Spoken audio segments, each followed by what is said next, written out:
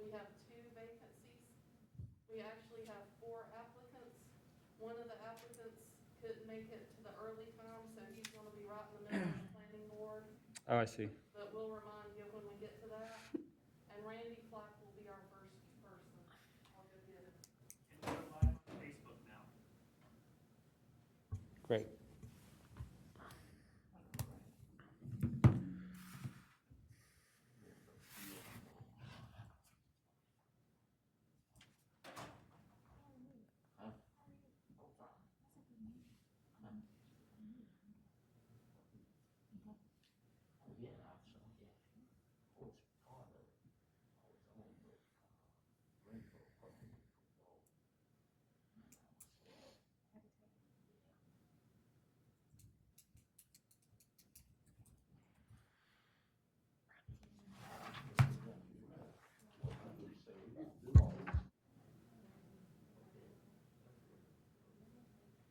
Commissioners, this is Randy Flack, and we'll just stand up at the podium and you can put your coat down there.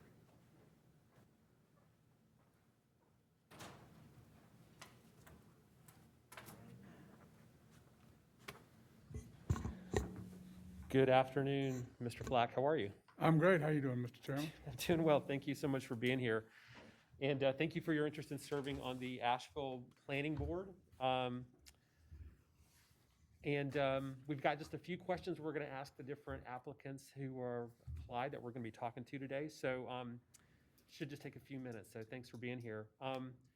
And I think Commissioner Wells is going to get us started. Hello, Mr. Flack. Thank you for being with us today. And my question is, what do you believe your role is as a community volunteer on this board, and what skills and experience will you be able to contribute to this specific board? Well, I spent 6 years working for the U.S. House of Representatives in the office of Congressman Schuler.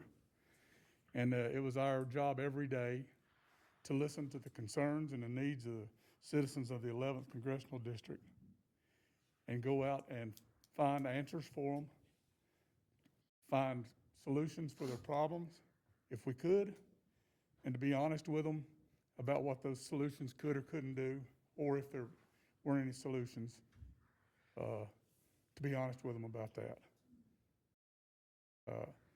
I believe everybody has a right to be heard. That doesn't mean everybody has a right to have their way. And no matter who the constituents are, who the applicants are, they deserve to have their voice heard in a fair and balanced way without any prejudice. I served on the Board of Adjustment for, I don't know, 6 or 8 years, something like that, and have a little bit of experience in this kind of thing. Is that good enough?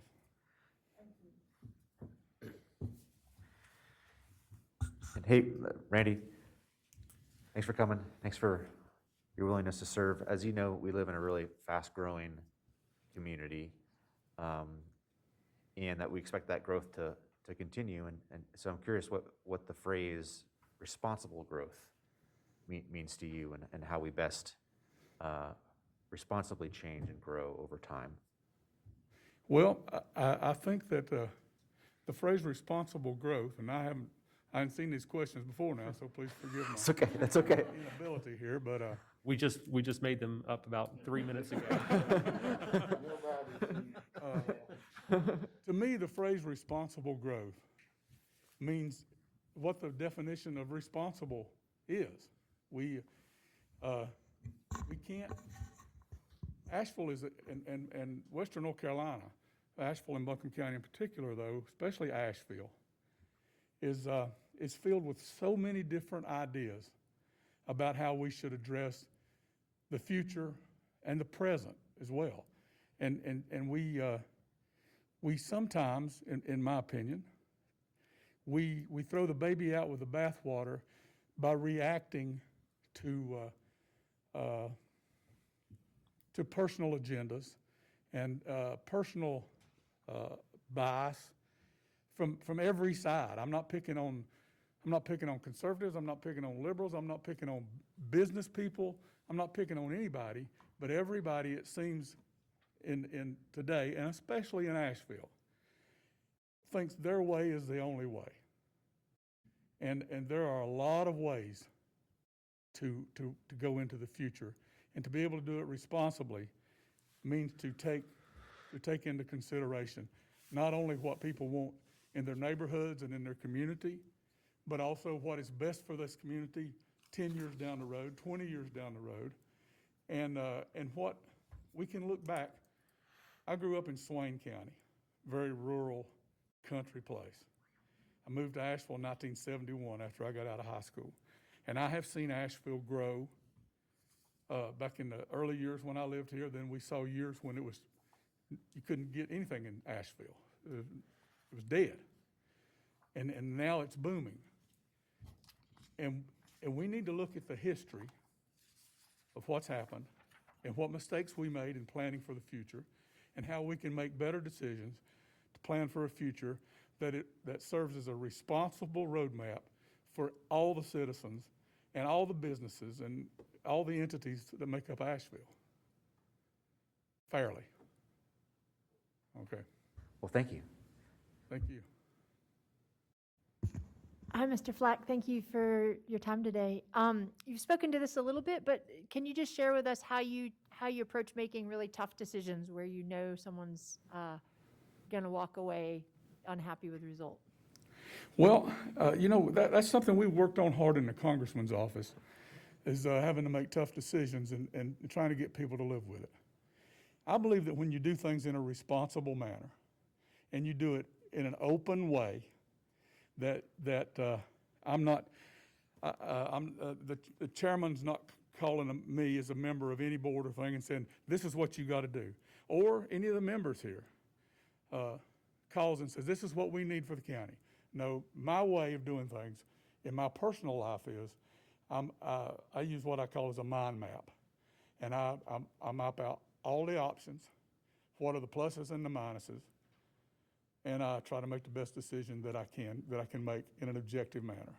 Not for what's best today, or not for what's best for you, or what's best for somebody else, but what's best for our community and our children and our grandchildren.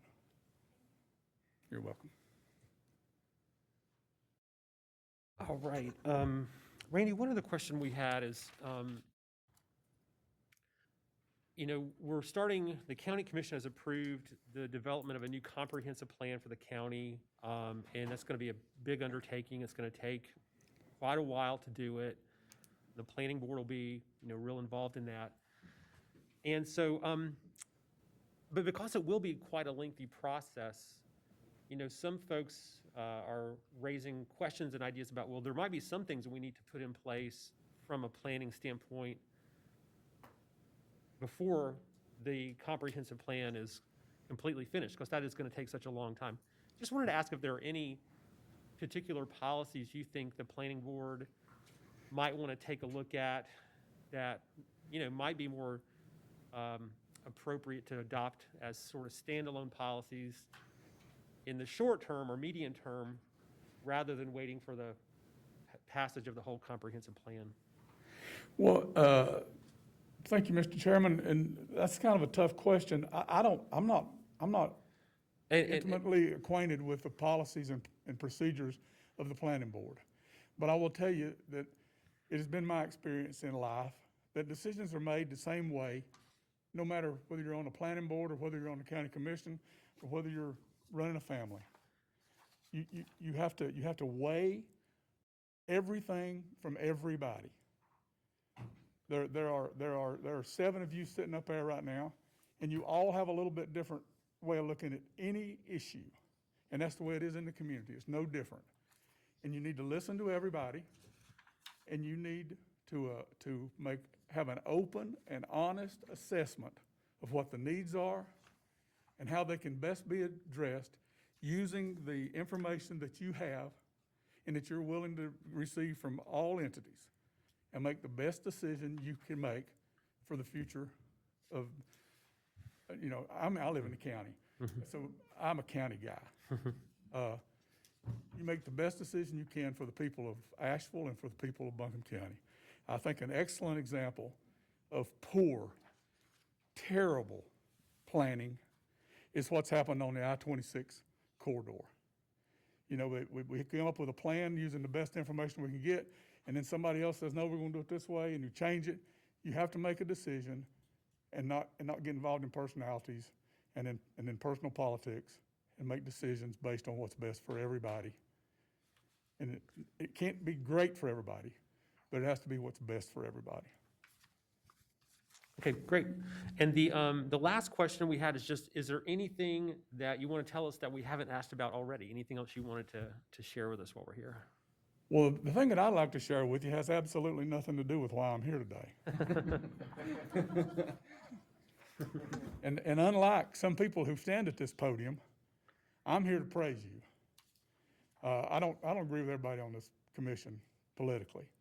I'm a Democrat, and I'm not ashamed to say it, but I don't agree with everything the Democrats do. I don't agree with everything that the Republicans do. But I will tell you this, I'm 68 years old.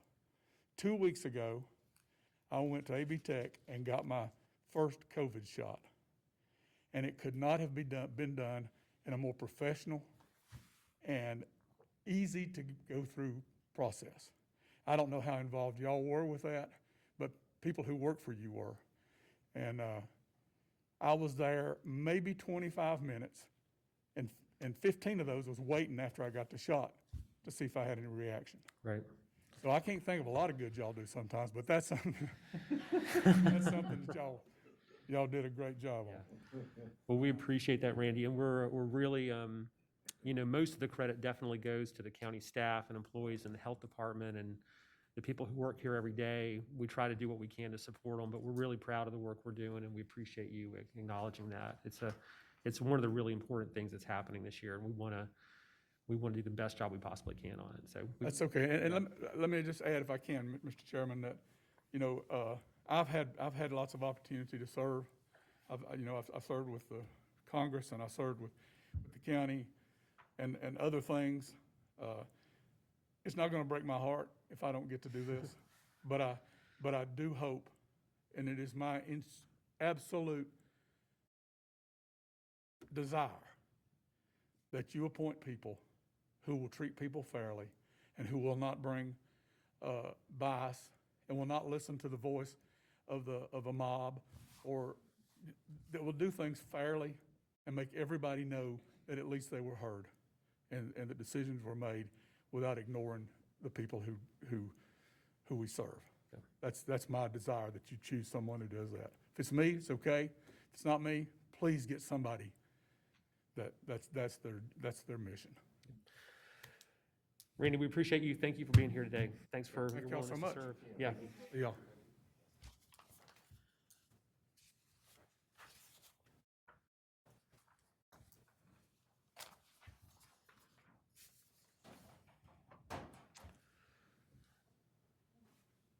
Is our next applicant here yet? Do we I know? think Stacy is going to make sure that person is here. Are y'all ready for them to come in? We're ready. Yeah, we're ready. We can start it early.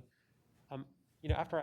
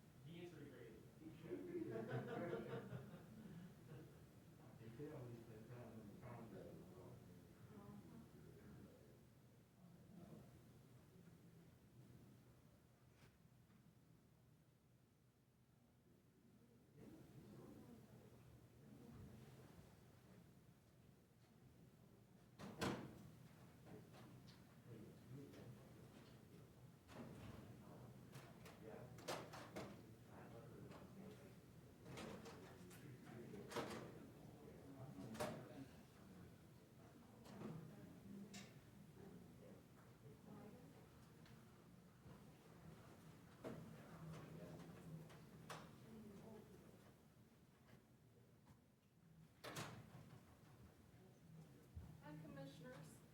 This is our next applicant, Jennifer Bubenick. Hey, good afternoon.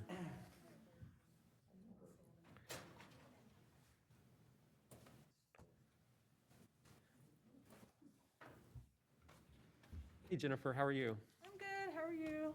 We're doing great. Thank you so much.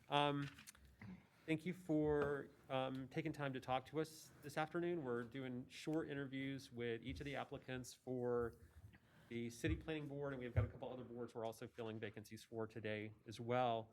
So it should just take a few minutes. Commissioner Terry Wells is going to ask our first question. Okay. Hello, Ms. Bubanek. Thank you for being here. And what do you believe your role is as a community volunteer on this board, and what skills and experience will you be able to contribute to this specific board? Sure. Thanks for having me here today. Great to see everybody. Well, I have lived in Asheville now 6.5 years. I bought a home 6 months after being here. Pretty tied to the community, went to App. My brothers lived here for a long time, go up and down the mountain to see each other. I live in South Asheville, so I go up and down Hendersonville Road every single day. And because I work in East Asheville at the mall. So I'm on 2 of the busiest corridors in town every single day, 5 days a week. So I think I would be able to bring the experience of knowledge of both of those areas to this board. Also, prior to living in Asheville, I lived in San Diego for 10 years, and I was the vice chair of the Downtown Economic Development Council there. So I helped see the city through building the downtown waterfront with the new Hilton Hotel and various restaurants and businesses in that area, and oversaw the finances of the committee and just the knowledge of the boards and the committees and things like that of various aspects. So, yeah. Thanks, Jennifer. Thanks for your willingness to serve. Sure. Another question for you. As you know, in your years here, the county and the city are growing a lot, and we expect that to continue for the years to come. So I have a very basic question for you. When you hear the phrase responsible growth, what does that conjure to your mind? What does that make you think of? Well, I think that we need to be aware of the housing crisis that we definitely have in this city right now. There's so many people who are in this area that aren't able to afford a home. So I just recently read an article over the weekend that the California housing crisis is leaving and it's coming to other areas. I think definitely want to make sure that people like who work for me, who are making, $10 an hour, $15 an hour, that those people are able to not only buy a house, but also just pay their rent, because I know that their rent is going astronomically towards, their whole paycheck is going towards their rent. So not only to have affordable housing, but to also have affordable housing, mixed use housing, so that when you see a mixed development go in somewhere, that you also have like a CVS or a Target somewhere in there, so that people aren't having to get on the bus and also go all the way to East Asheville to go to do their shopping. When I lived in California, I lived in affordable housing, and it was great because there was a CVS downtown, there was a Target downtown, and all of those things were brought in by the Economic Development Council. So people fight you on those things, but also you have to be able to know when was the last time somebody got on a bus? When was the last time one of you guys got on a bus? And you actually see the transportation problems. Going up and down Hendersonville Road every day, I see young transportationists following the S3. So it's responsible development has to bring in those aspects, but also things like sidewalks. I live off of Haywood Road, so if anybody's ever been down to South Asheville and you've seen Haywood Road, there's, just in the last 6 years that I've owned my house, there's the growth. It needs a sidewalk. I mean, so many more people are Yeah. working and stuff, so that's what it means to me. Well, thank you. Thanks so much for your time today. Can you just tell us a little bit about how you approach making tough decisions where someone's going to walk away feeling like they didn't get what they wanted? Oh, I had to make one of those before I got here. Yeah, I mean, definitely, I'm a manager at work, so making tough decisions every day, whether somebody calls you and they say, I don't have a ride today, and you have to say things like, well, it's your responsibility to get to work, and that's really hard, because coming from a place where you want to be empathetic to them and you understand, they don't have a car, and we don't live in the best public transportation system in the world, but also you have to have a responsibility to let them know it is their responsibility to get to work. So I think just being able to find that empathetic side, but also know like the responsibilities of your job and whether or not you're on this board, just figuring out how you can mold all of those in together to also make sure what is going to be the best outcome for both people. Thank you. All right, Jennifer, I'm just curious, and I know you're not on the board now, so no, there's not a wrong answer to this, but I'm just curious, have you, obviously there's been a ton of hotels, built and in the development pipeline in recent years in Asheville. Have you followed the development of the city's new hotel policy that's being recommended by the planning staff? Have you followed that issue very closely? I believe it's not been voted on yet, but is about to be. I'm just curious if you have and what your thoughts are on it at this time. Well, I followed the public comment, so I know it's not like super popular, but I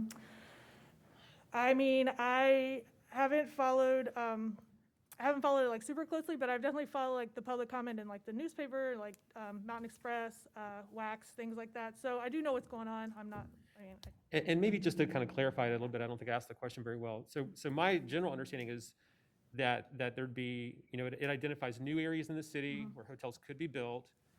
And kind of what's interesting about it, and whether you like it or don't like it, is it basically says, projects that achieve a certain level of public benefits, people would be able to build their hotel project sort of as a use by right, not have to go to city council.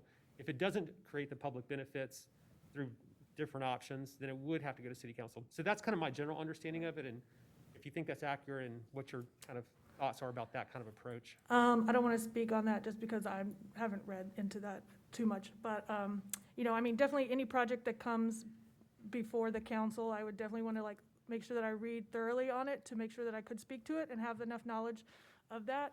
And definitely you do want to take into consideration all the public comments that everybody brings to you. But we do live in a tourist-driven city.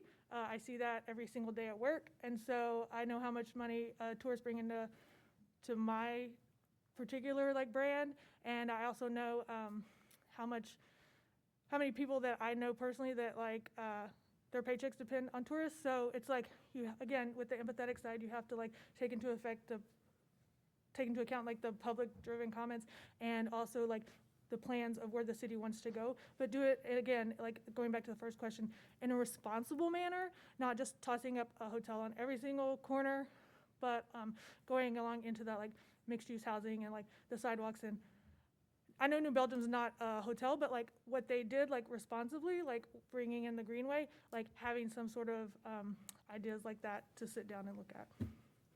Okay. And our last question is just whether there's anything else you'd like to tell us that we haven't already asked you about that you want to share.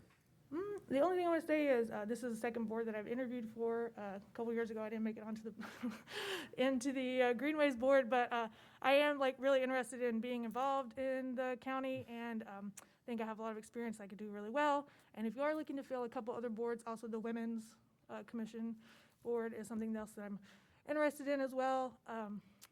So that's about it. Thanks for your time today. Thank you. All right, Jennifer, thank you so much. I think we're going to probably make a decision at the commission meeting tonight, so stay tuned, okay? Okay. I hope Thanks you guys so have a much. great day and stay safe. Yep. Yeah, thanks.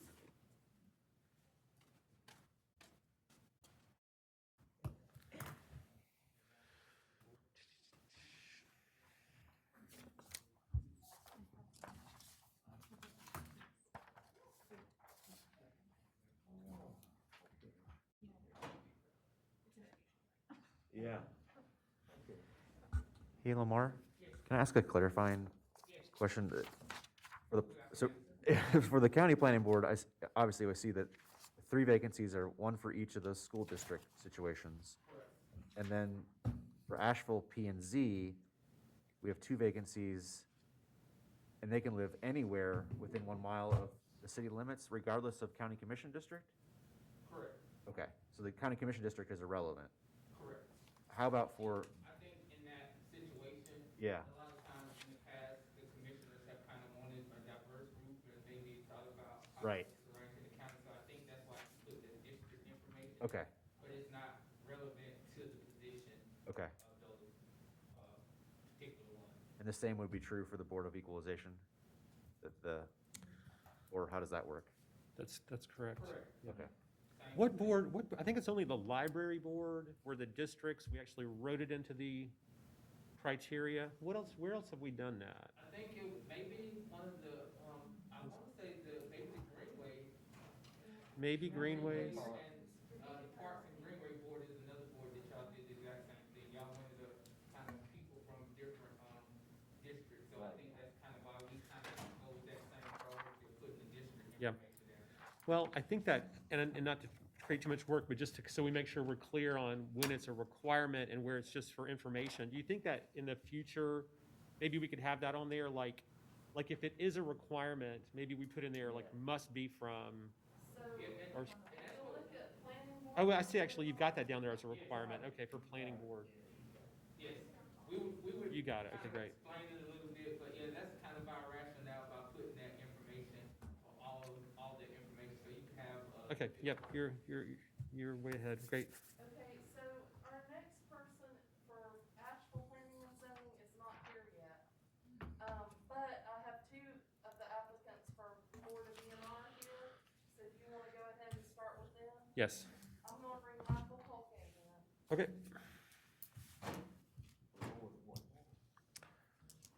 Michael Holgate. She's using the acronym, the shorthand. I'm gonna have to learn all the board names and the acronyms for all the board names.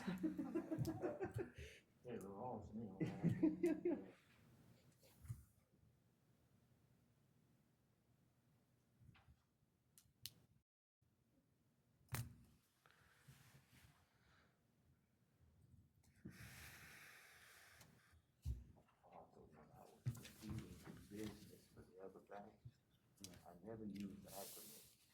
I got no business. I understood. Yeah. You know, with some people don't. Uh-huh. I never did. Commissioners, this is Michael Holgate. Hey, good afternoon. Please join us over at the podium. Right there at the podium. Thank you, sir. Hey, good afternoon, Mr. Holgate. How are you? Good, thank you. Great, thank you. Thank you so much for taking time to talk to us for a few minutes. We're doing just a brief interview with the candidates for the Board of Equalization and a couple of other boards, so it should just take a few minutes. We've got just a couple of questions, and Commissioner Welch is gonna ask the first question. Hello, Mr. Holgate. Thanks Hello. for being with us today. What do you believe your role is as a community volunteer on this board? And what skills and experience will you be able to contribute to this specific board? Well, I guess I have yet to find out what the actual specifics are to the role. I did the, cursory review online, and, obviously it's a property assessment and review, kind of a process, and I'd be plugged into there somewhere. And I guess I'm at a point where I can afford to contribute back just time, and that's probably one of the most valuable things we've got as we gain supposed wisdom through the years. So that's why I'm here, and that's how I think I could contribute. Great, and Commissioner Presley has a question? Yeah, thanks for being here. Michael, what's your knowledge on the local real estate market? It's really only as good as where I focus my, attention at the time. I've got my real estate license. I'm active, but I don't work for anybody. I've kept that up through the years. In fact, I'm about due to go back and get renewal classes. But, and we've always tried to be pretty informed consumers. We've been through, my wife and I, several homes through the last 15 or 20 years. And, it's a process, and you learn what you're looking for and how you can afford what you want versus what you can't. And anyway, I guess my knowledge is pretty broad and for the moment consumer-based, but that can transition easily. I thought many times of going into the field, but I don't like the thought of a specific service work for clients. I'm not trying to build a client base at this point. All right, and Commissioner Whitesides has a question? Good afternoon, Michael. We're glad to have you here.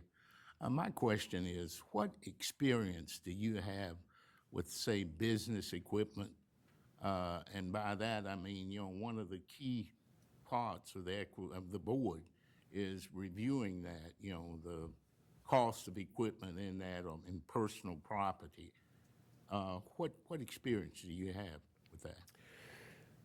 Well, I suppose probably some relative experience was, I spent 5 years with the Department of Transportation down in Florida. And in the first couple years, I moved up several positions relatively quickly. And one of those was as an inventory auditor at the time. So I guess that gave me, that kind of perspective from a government overview. Since then, I've also had my own business. I've spent, I've just evaluated my life over decades where I've gone through different phases, one of which was entrepreneurial, and I had to, I collected equipment, which I learned at the time quickly devalues as, as the technology increases, the value goes down. Nonetheless, I've got a personal feel and I've got a, state view overlook at things. County, I'm sure, is somewhere in between, but it's all applicable depending on what you're looking for. Thanks. Mm-hmm. Michael, thank you so much. You've got some great experience and skills that would be very relevant to this board. Our last question is just asking whether there's anything else you wanted to share with us today that we haven't already asked you about. Not really. I think just one thing I want to note is it might have been a few of the same faces. I was here, it's probably been a decade ago, but I had my 2 kids with me, and the board graciously declined my offer to volunteer at the time. Obviously, they're grown now, and it's interesting. My daughter, she's in her last year at high school, and the son, she's already gone anyway. But I'm at a different point now, and it's probably better, for that. And I've got more experience, I think, to offer at this point anyway. So hopefully, I'll be considered. Well, we certainly will. I think we're going to make these decisions at our commission meeting this evening, so stay tuned. And again, thank you so much for your willingness to serve on this community board. Thank you all very much. Yep. Thank you. Thank you.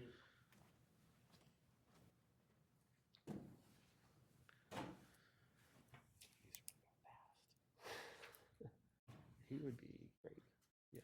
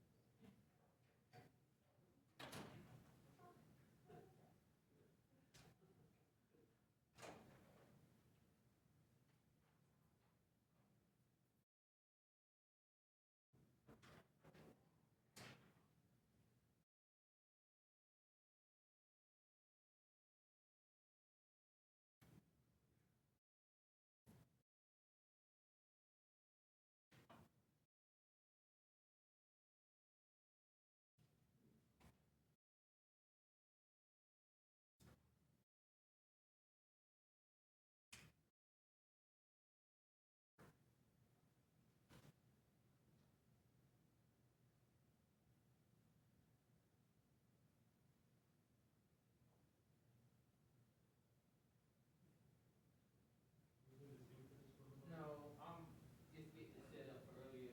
HR came, it's gonna be for the, commission briefing, so I'm just trying to get. All right. And commissioners, this is Mark Morris. Good afternoon. Good afternoon.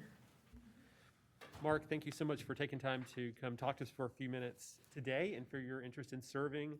Okay. So we've got just a few questions we're asking Sure. each of the applicants for the Board of Equalization, and should just take a few minutes, and Commissioner Wells will get us started. Okay.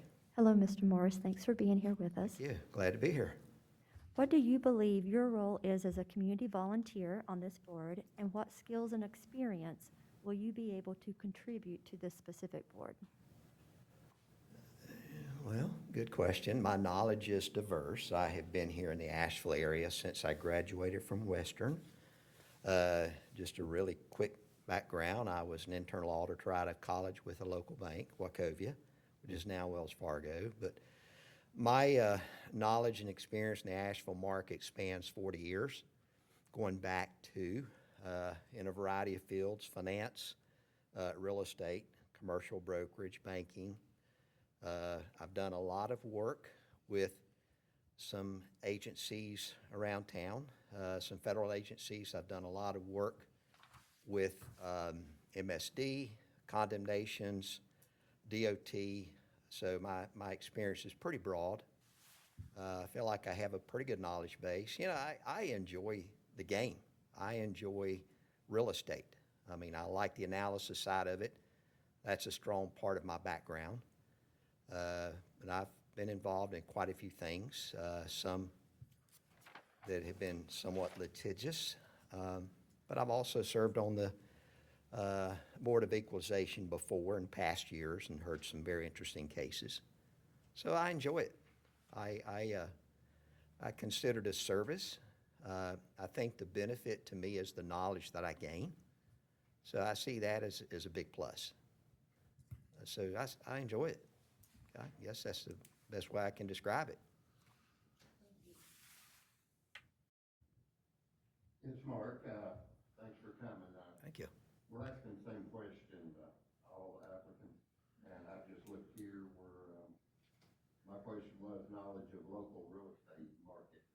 I just seen on the application that it's quite well. Yeah, my knowledge, again, it spans residential. I had an appraisal firm for 33 years, based here in Asheville. And I had 4 commercial and 6 residential. So I've been involved in the real estate market, not only Buncombe County, but several counties, but quite extensively. I've seen a lot of interesting things over the course of years.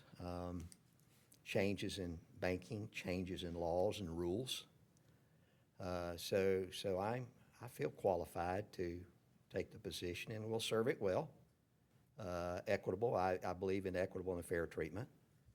You know, there's always concerns and issues, and you know, you just do your best to sort through that and try to get down to the facts. And sometimes it's a little bit hard. Sometimes people tend not to present facts, but you can sort it out pretty quickly and come to a fair decision, I think.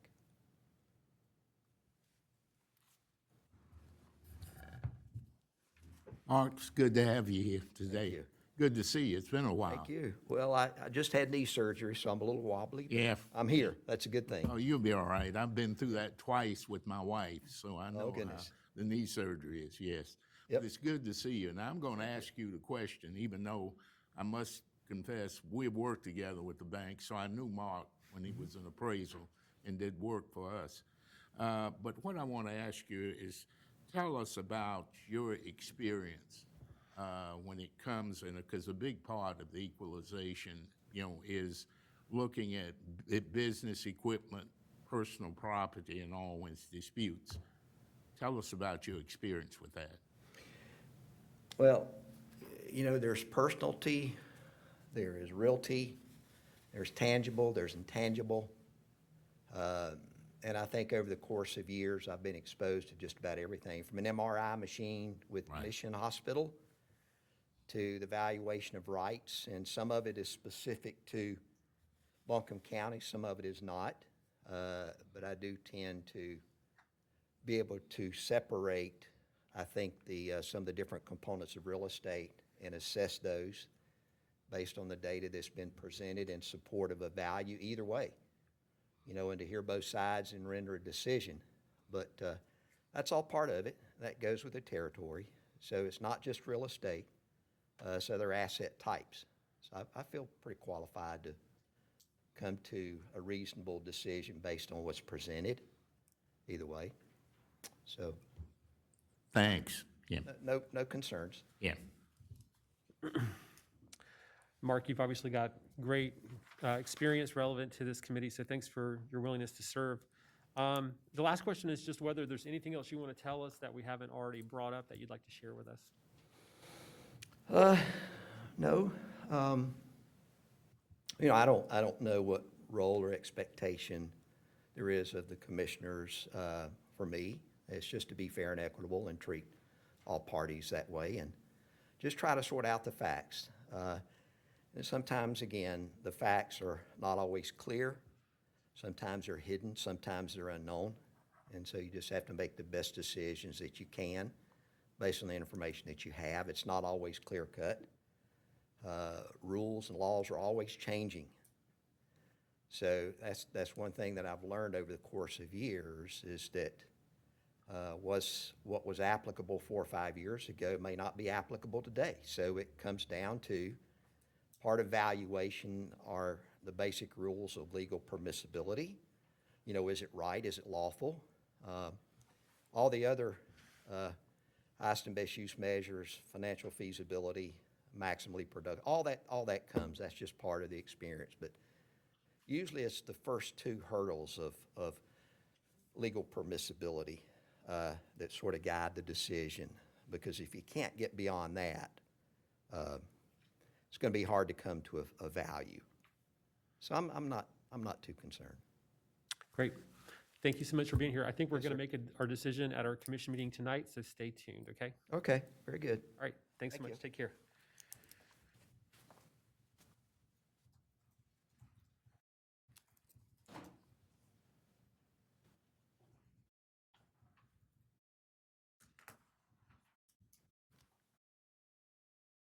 All right. We're ahead of schedule at this point.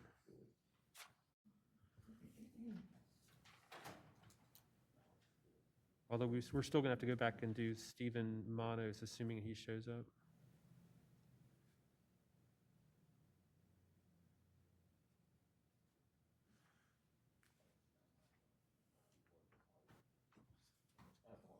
I don't hear people say Wachovia much anymore. I still think of that building as the Wachovia building though, downtown. You know, it's just like it was for so long. It's just hard to. What do they actually call it now? I don't know, somebody bought it, I don't know. Whoever, I met her too, it's a lady.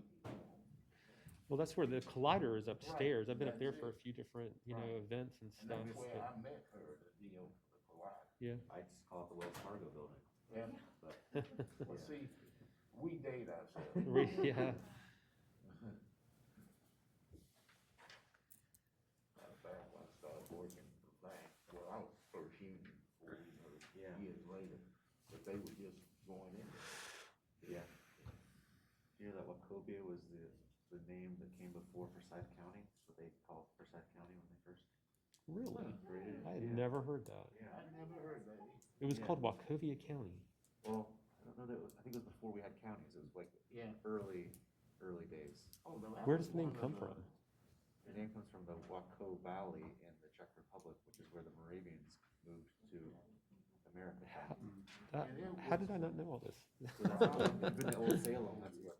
those I've were. never been to Old It Salem. was the Yeah. only bank in the state that survived the Depression. Wow. And you know how they did it? Well, they had the post office deposit. And what they did, they put the money that they had in an armored car. And they would send it around the state. And like one morning before they opened here in Asheville, people were going. All right, hang on. So, we're a little early, so our next person isn't here yet, Steve Aceto. Mm-hmm. We have had, I called the persons from Asheville Planning and Zoning that was supposed to be here at 1, and he said he meant to withdraw his application. Stephen He Manos? forgot, yes. Okay, no problem. So he withdrew. We also have another person under planning board, the 2 o'clock, Sandra Hutchinson. Okay. She also, is not gonna be here. Has she withdrawn? Is she withdrawn? Yeah, she said she had a migraine, so she said she guessed it just wasn't. I emailed her to see if she wanted to try to do a phone interview, and I called her and left her a message, and I haven't heard back. But did she say she wants to withdraw, or just that she can't be here today? She said, I can't be here, so I guess it was just meant to be, Okay. Well, let's see where we get to with that, because, and obviously if she calls or emails me back, then we can call her. okay. Well, if she has migraine, she don't want to go. Well, that's fine, yeah. You know, when you have a migraine, you can't hardly function, so. And she don't want to go on planning board.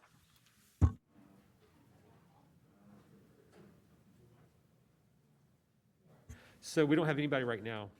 No, I'll go back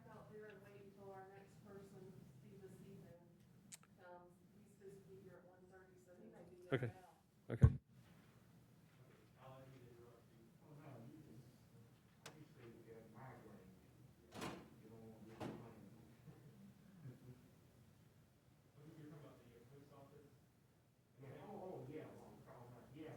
Well, what they did, they just moved like, when they had the run on the bank here in Asheville, they showed up with car full of, money, and the head here in Asheville told the people, stepped out and said, we got the money, if you want it, come and get it. They all walked out. And they pulled that stuff all over North Carolina, paid off. Come and get it. Lucky I wasn't around, but look, I said, yeah, I want it. Hey,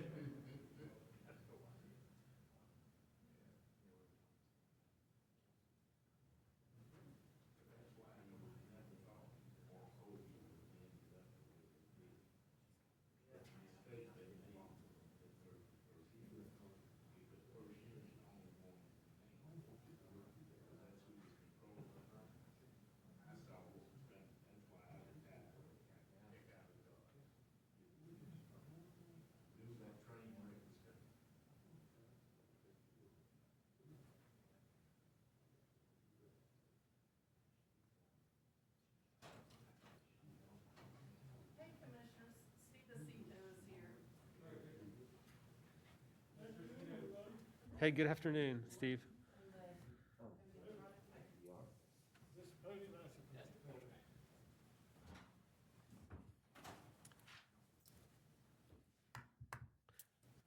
How are you, sir? I'm great. This is great expedited service. No lines, right? Yeah. Hey, thank you so much for coming to talk to us today, and thanks for your interest in serving on the Board of Equalization. We just have a few questions we're asking each of the applicants for the board this afternoon, so it should just take a few minutes. And Commissioner Wells will get us started. Hello, Mr. Aceto. Thanks for being with us today. Thank you. What do you believe your role is as a community volunteer on this board, and what skills and experience will you be able to contribute to this specific board?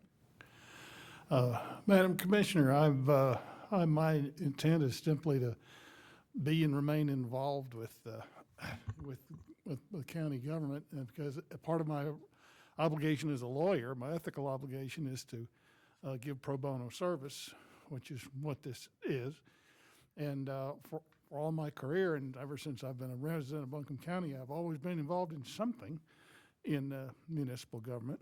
So I've had a little hiatus here of a year or two, so it's time to get back on the horse. My experience is, besides being an attorney and practicing in the area of real estate and corporate transactions, trusts and estates, which often brought me into contact with the tax office on a whole variety of things, that I have some prior experience as serving on appointed boards. I was a member of the MSD board for over 20 years and chairman for about, I guess, 8 or so. I've been on the Town of Montreat board way back in the day. And I've served on a wide variety of other nonprofit organizations. And I'm also individually a real estate investor. I own my property in the city of Asheville that occupies my office. And I have property in other locations as well. So I bring a pretty broad swath of experience to the office.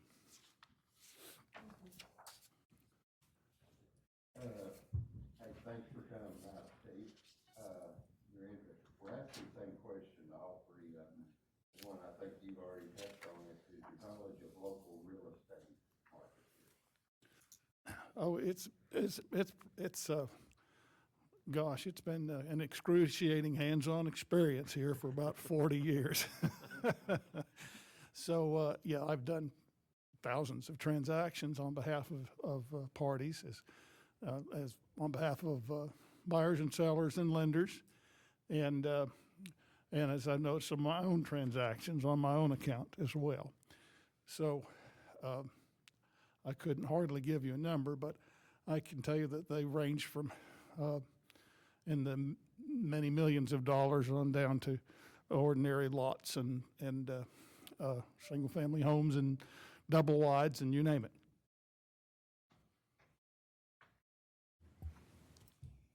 Steve, thank you for coming out and stepping up. Thank you, Al. The question I'm going to ask, and I think you've answered some of it anyway, but we're asking, like Robert said, everybody the same questions. A important part of the Board of Equalization and Review is looking at business equipment, personal property, and all. What's been your experience with that? I've been involved in forming many corporate organizations, and also involved in merger and acquisition transactions involving corporate entities. Also, security transactions where banks were taking business property as security. So I feel like I have a pretty good grasp of what's out there, what businesses typically own. And of course, I have to list my own property, so of where I live, so of my business property, of my office property. So yes, I've been tormented with that a number of times. Thanks. All right, Steve, our last question is just anything else you would like to share with us that we haven't already brought up that you would like for us to know about today? I'd like to give a shout to your tax office and to your entire fiscal staff. I think they are extraordinary, and I have found them to be fair and responsive in every single instance, and that goes back as far as I can remember. And my earliest impression of Buncombe County Tax Office and of Buncombe County government is that the staff here are not respecters of persons. They do treat people equally, and they demand and expect respect, and they give respect. And as far as the respect and dignity that individuals are due, and I would be proud to be a part of that. I've been just immensely proud and pleased with how your staff goes about doing their business. Well, we appreciate that. We're proud of them too. So thank you for your interest in serving here. We're planning on making the decision for the appointments tonight, and you have great skills and experience. That would be a great value to this. Honestly, all the candidates we've had for this have been just very well-qualified candidates. So but thank you so much for coming to talk to us today and your interest in serving. Thanks very much, and thanks to all of you for what you do and for persisting through the whole COVID experience. And I'm very proud of you too, and proud to be a part of the county that you lead. Thank you. Thank you, Steve.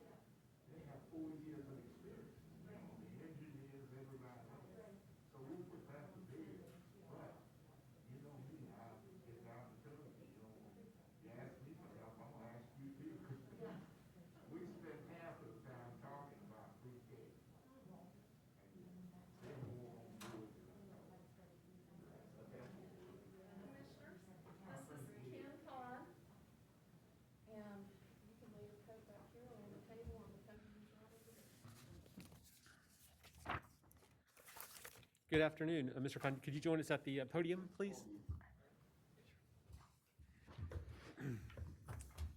Thank you so much for taking time to be with us this afternoon and for your interest in serving on the County Planning Board.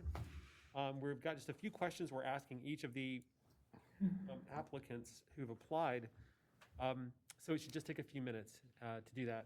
And Commissioner Terry Wells is going to ask the first question. Hello, Ken. How are you doing? Hey, good, Terry. How are you? Fine, thank you. What do you believe your role is as a community volunteer on this board, and what skills and experience will you be able to contribute to this specific board? Well, thanks for the question.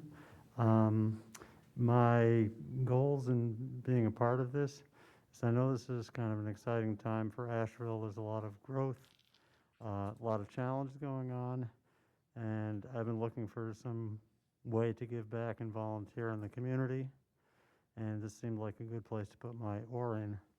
I don't have any real formal planning experience. I do have an MBA in marketing and management, and have been a self-employed business owner for the last 20 years. In my last town, which was up north a ways, I did serve on the strategic planning committee for the town. They had done a 20-year plan, and I was the representative from our area of town, so I got to see a little bit of how these things got built and decided and some of the discussion going on. And my skill set is pretty much what it takes to be a relatively successful business person. I'm organized, pretty motivated, and I like to do what I say I'm going to do. And I'm curious, particularly about the town that I live in. Thanks, Ken. Thanks for coming and your willingness to serve on a volunteer board for your community. As you know, our county and city and whole area really is growing rapidly, and we can only expect that to continue. So I'm curious what you think about when you hear the phrase responsible growth and what responsible growth means to you. Ooh, that's a good one.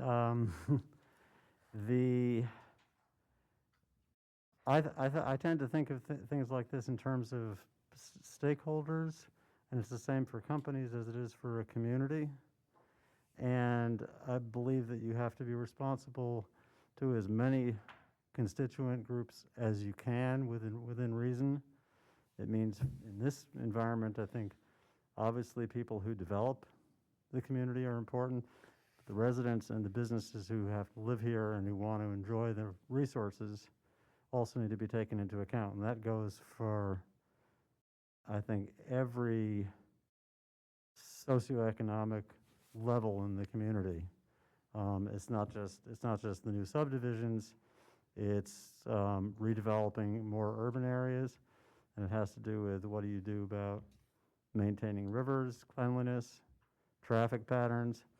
At the end of the day, if this is such an attractive area, you don't want to destroy things that are going to make it less attractive, and particularly for people who've lived here for a long time and value it for the way it has been.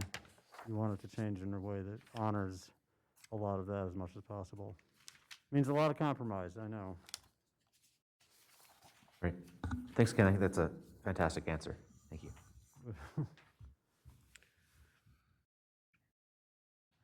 And Jasmine, are you going to go next? Yes. I'm sorry, we shifted our script for, excuse me, reflecting what you said. If you could just walk us through how you approach tough decision-making. You've alluded to that a little bit, but just some of the ways you approach making a really hard decision where you know some folks will walk away unhappy with the result. Well, the first step is to listen to all sides and ask the right questions.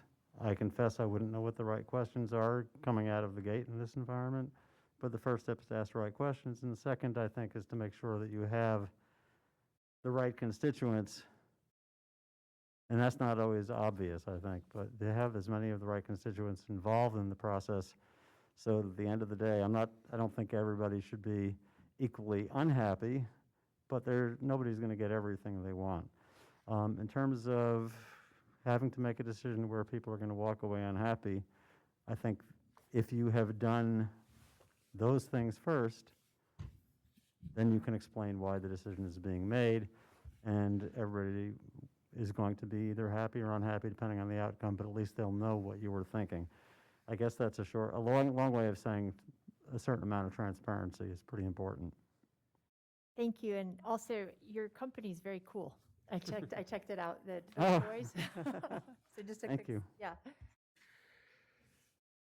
Right, Ken, one other question I had is, you may be aware that the county is beginning the development of a comprehensive plan, a new comprehensive plan. It's going to be a very, broad effort. It's going to, we've committed pretty substantial resources to it. It's going to take a while to do it.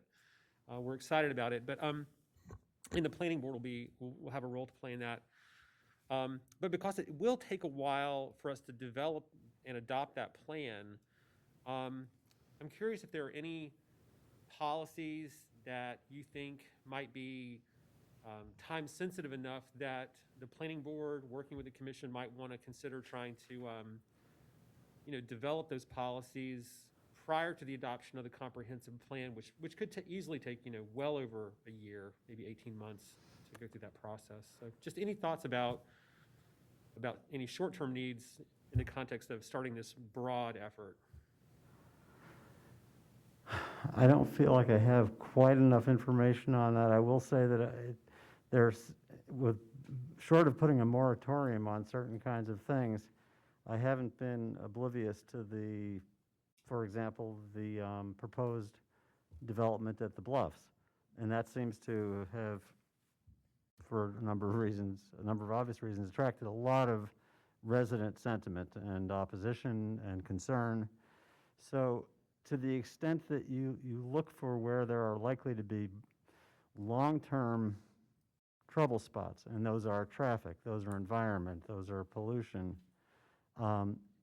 and you put in place things that slow those down until the comprehensive plan is in place, you prevent long-term damage that you can't undo with the plan, and maybe if there's a way to avoid having a rush to sneak in, so to speak, before these things are put in place, before there is a strategic overview of what we're trying to do, I think that's important. I don't know, I can't inventory what those things are, but some of those things have much more far-reaching consequences, and those are the things you want to put on hold first, I guess. Okay, sure, thanks. All right, and our last question is just whether there's anything else you'd like to share with us that we haven't already brought up through our previous questions. No, I am probably most concerned about my lack of expertise at this point, but I think every time I've gone to something new, there's been a way to learn what you need to learn, and I assume that this is going to be the same. So. Well, we appreciate your interest in serving on it, and we've got a number of positions to fill this afternoon. I think we're going to plan on trying to vote on these positions, these appointments at our meeting this evening. So thank you so much for your interest in serving. That's great. Well, thank you. I appreciate your time. All right, take care. Thank you. Bye-bye.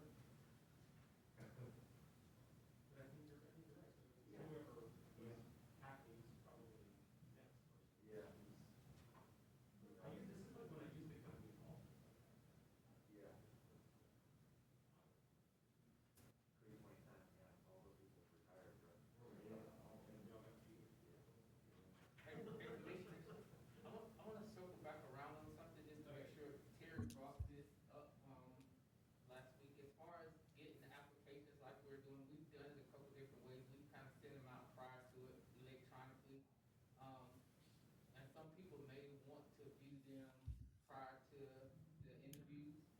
Is the way that we're doing it, where we provide this to you right before the interview process, is this okay? Is this what y'all want, or is it better to provide them before the interviews electronically and let you have a chance to, or do you want it both ways? We kind of trying, in the past, we've done it electronically, and people, commissioners sometimes didn't get a chance to view it, and then they wanted the hard copies, so we kind of been bouncing back and forth. So is this a good process, the way that we're doing it now, or would you like it differently?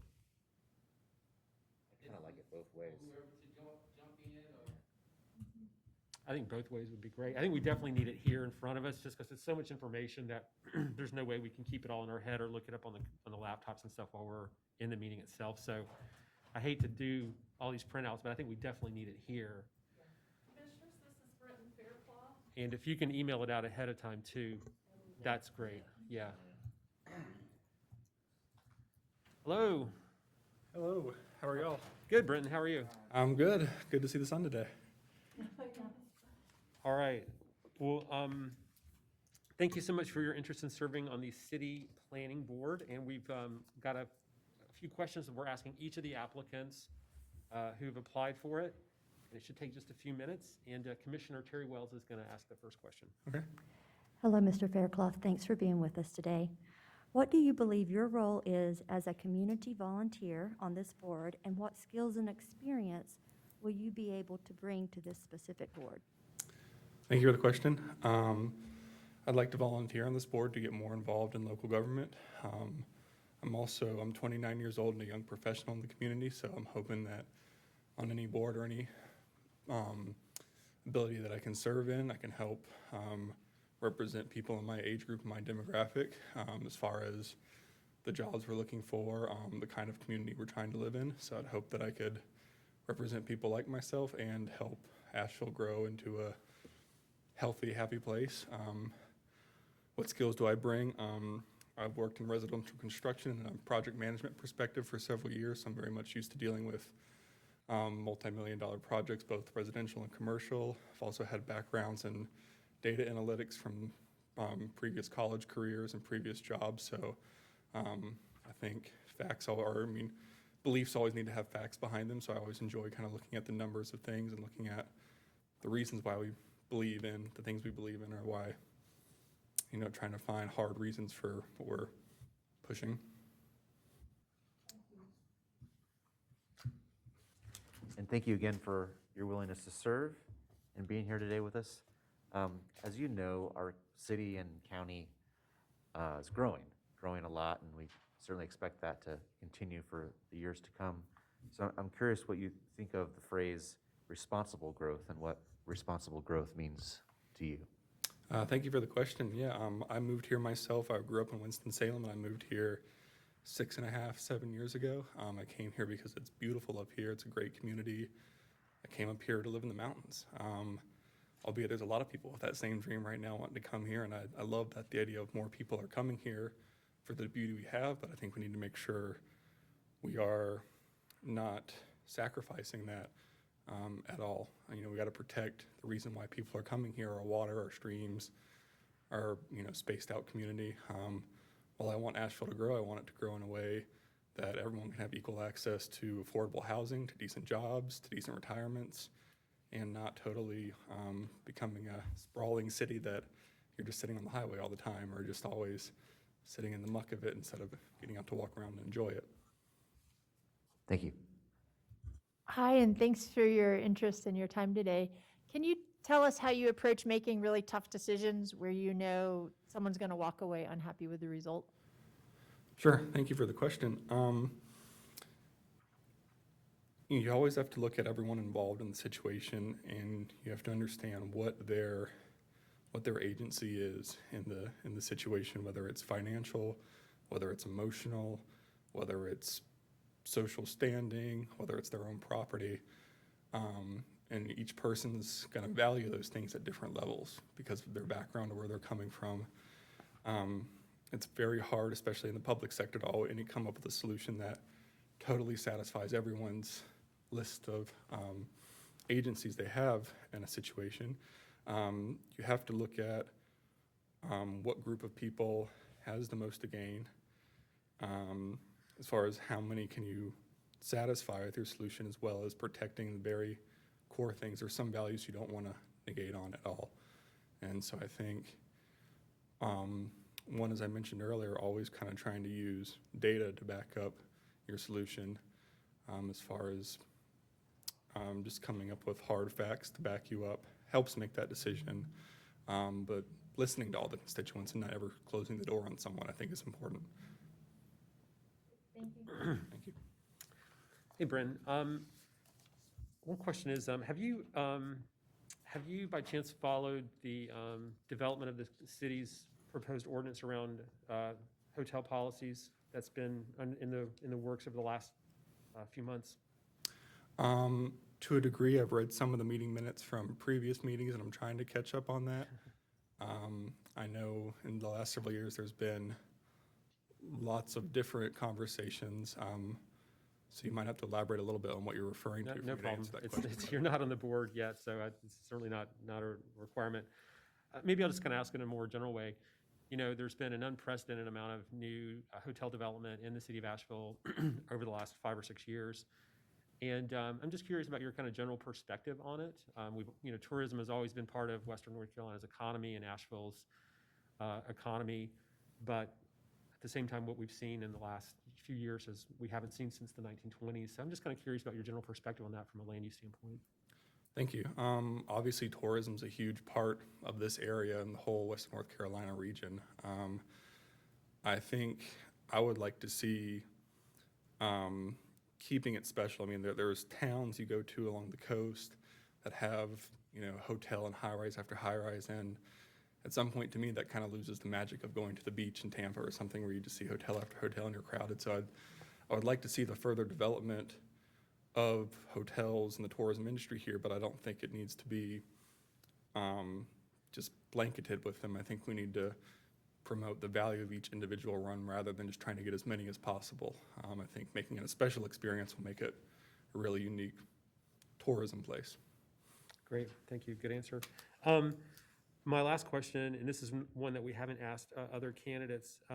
Who was the Speaker Pro Tem of the North Carolina General Assembly back in 2010? We were trying to figure it out before you got here, and we couldn't do it. I served as an intern to Dale Falwell. I believe he was the state treasurer. I'm not sure if he got reelected or not.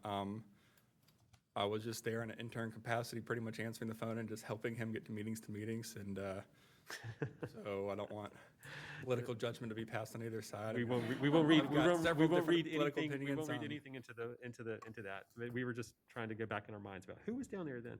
All right, thank you so much. The only other question we had was whether there's anything that you'd like to share with us today that you haven't already through the questions that have already been asked. I'm really excited about the opportunity. I've been looking for a way to get into local government at some level just so I can serve and educate myself more on how it works. And this seemed like a really good opportunity with my background in construction and analytics. I mean, it's something I'm interested in, obviously professionally, but also I care very much about people having healthy, happy lives here. So this seemed like a decent way to get my foot in the door and try to make some connections and just learn what I could do. Well, that's great. We are planning on making these appointments at our commission meeting this evening, so stay tuned, and we should be able to make a decision later today. Okay, thank you for your time, everyone. Thank you.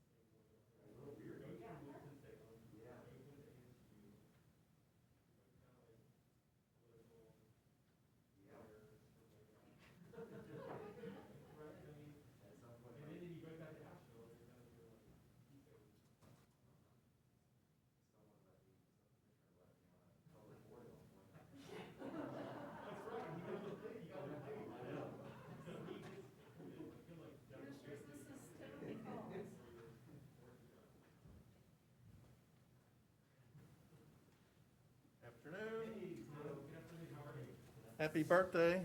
Hey, thank you so much. It is. Brownie's Yeah, birthday. it is. It's all right. Thanks, Tim. So sorry. Nobody sings. At least they're not going to sing, maybe. Nobody sings.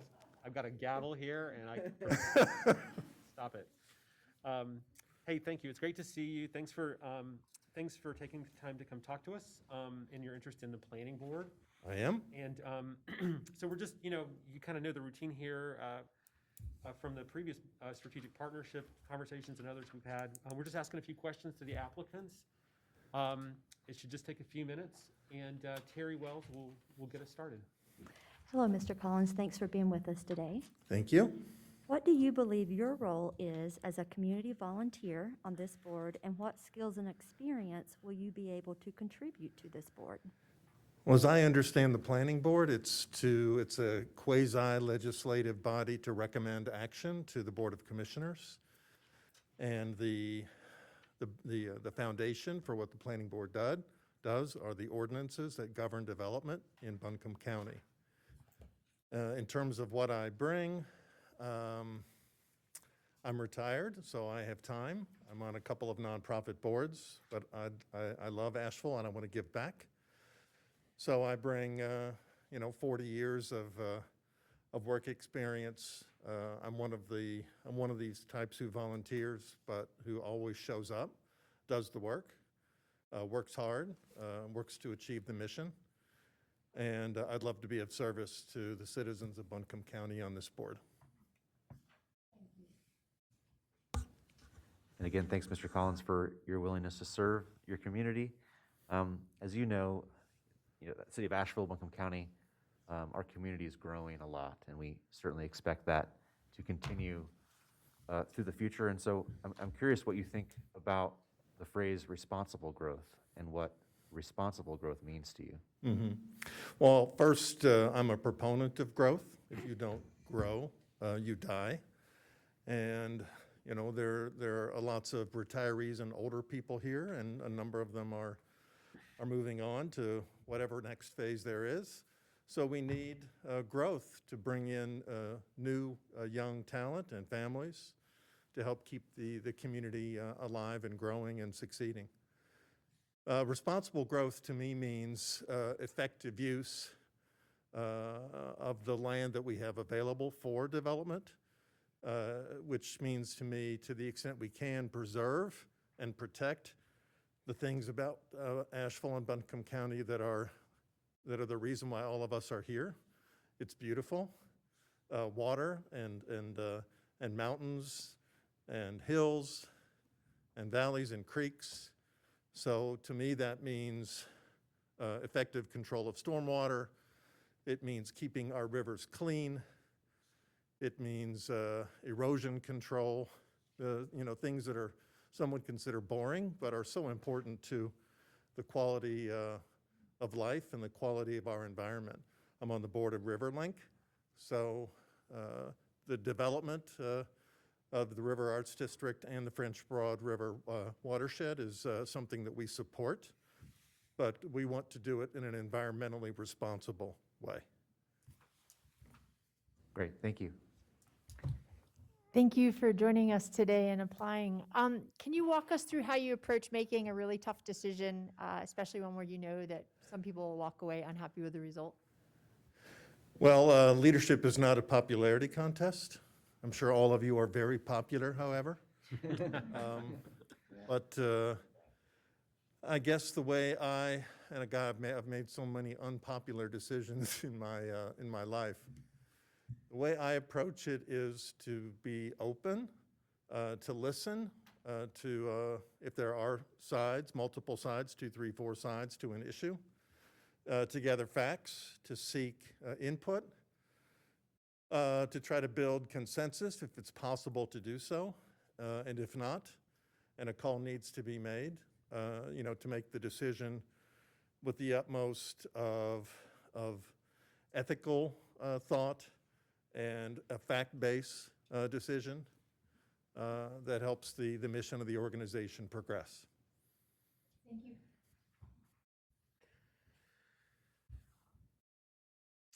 So, Tim, you may be aware that the commission and working with the planning staff, we've approved funding to undertake the development of a new comprehensive plan. And so that's going to be an important process we go through, and the planning board will certainly play an important role in that.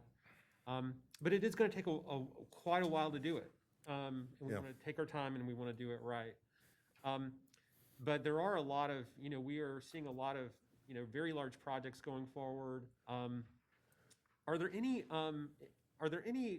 policies that you think might be sort of time sensitive enough that we might want to, the commission and planning board work together and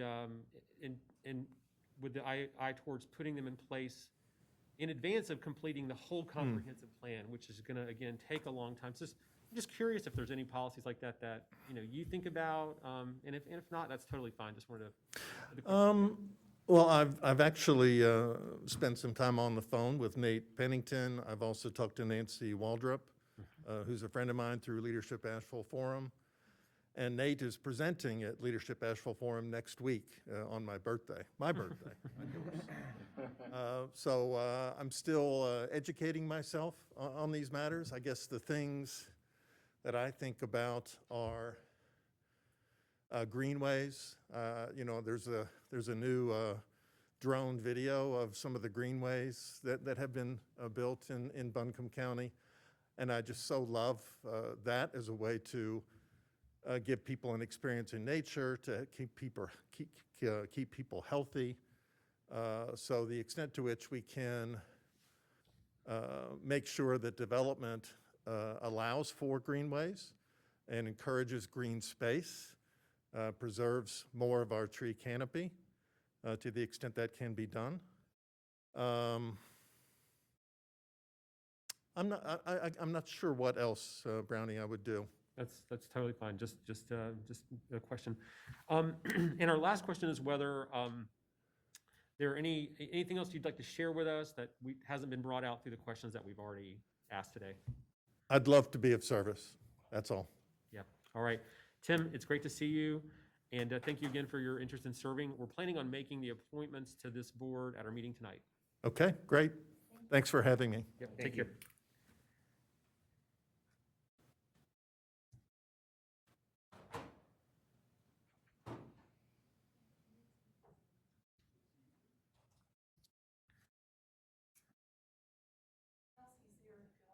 Great.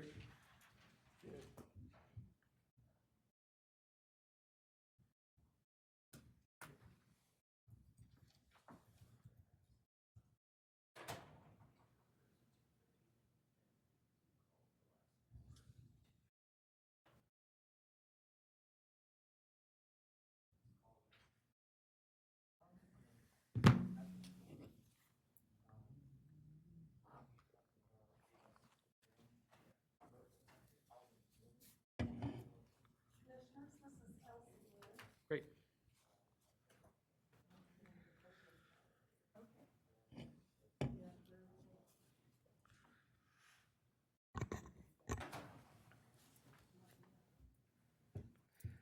Hey, Kelsey.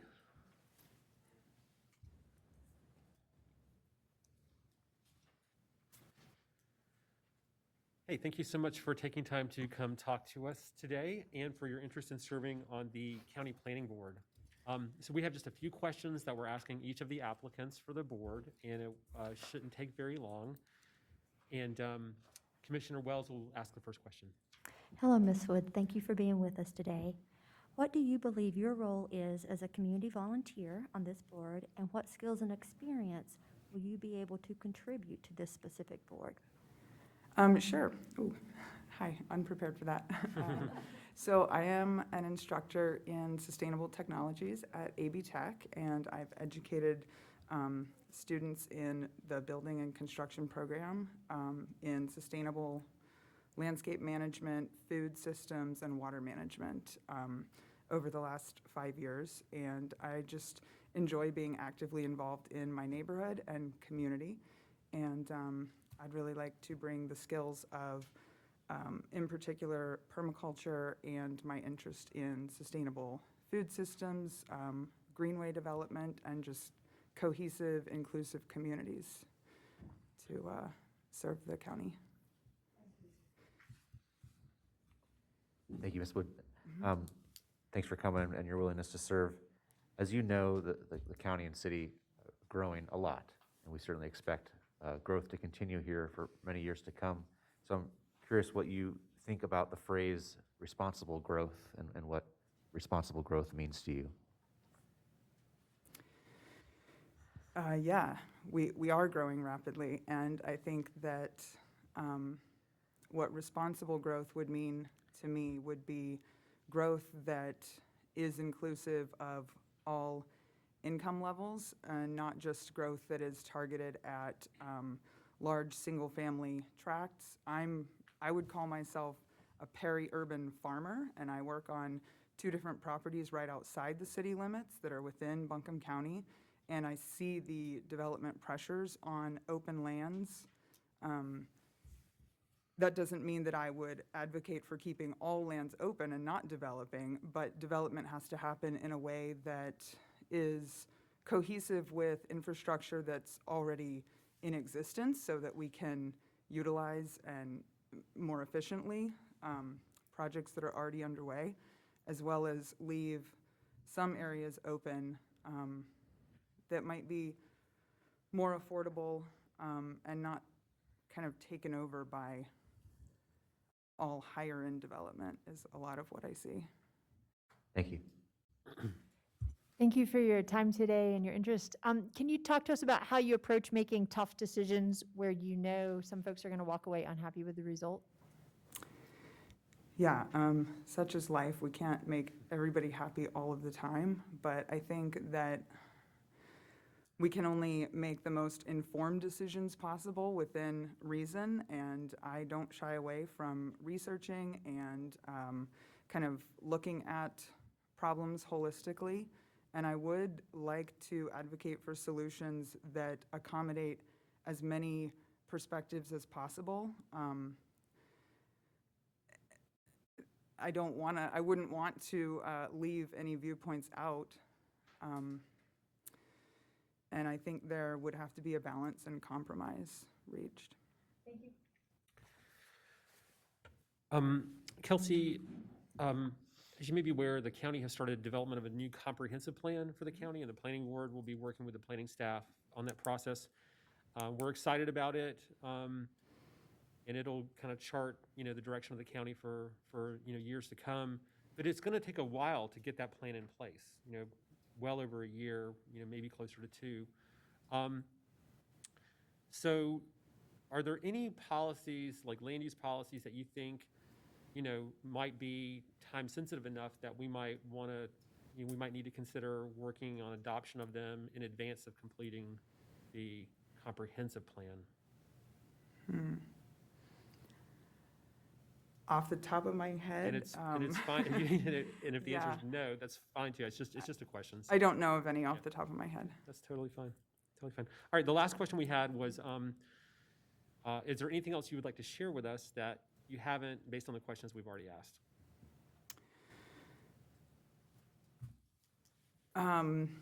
I have a wide range in interests, having come through the Lenore-Rhine Sustainability Studies program, which is really interdisciplinary by nature. I also have strong interest in sustainable farming and food policy, and hence the advocacy to leave some areas open and make food access a priority.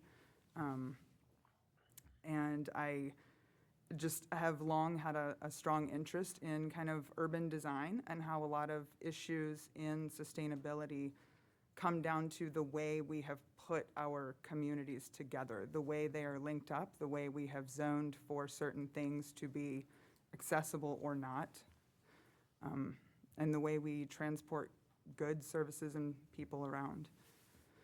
So this would be a great opportunity for me to exercise that interest and serve the community and learn more as I go. I'd be really curious to learn more.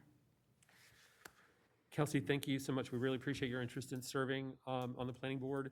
We're planning on making the appointment to fill this position this evening. So stay tuned, okay? And thanks again for coming to talk to us. Okay. Thank you. Yep. Thank you so much. Thanks for your time. Bye-bye.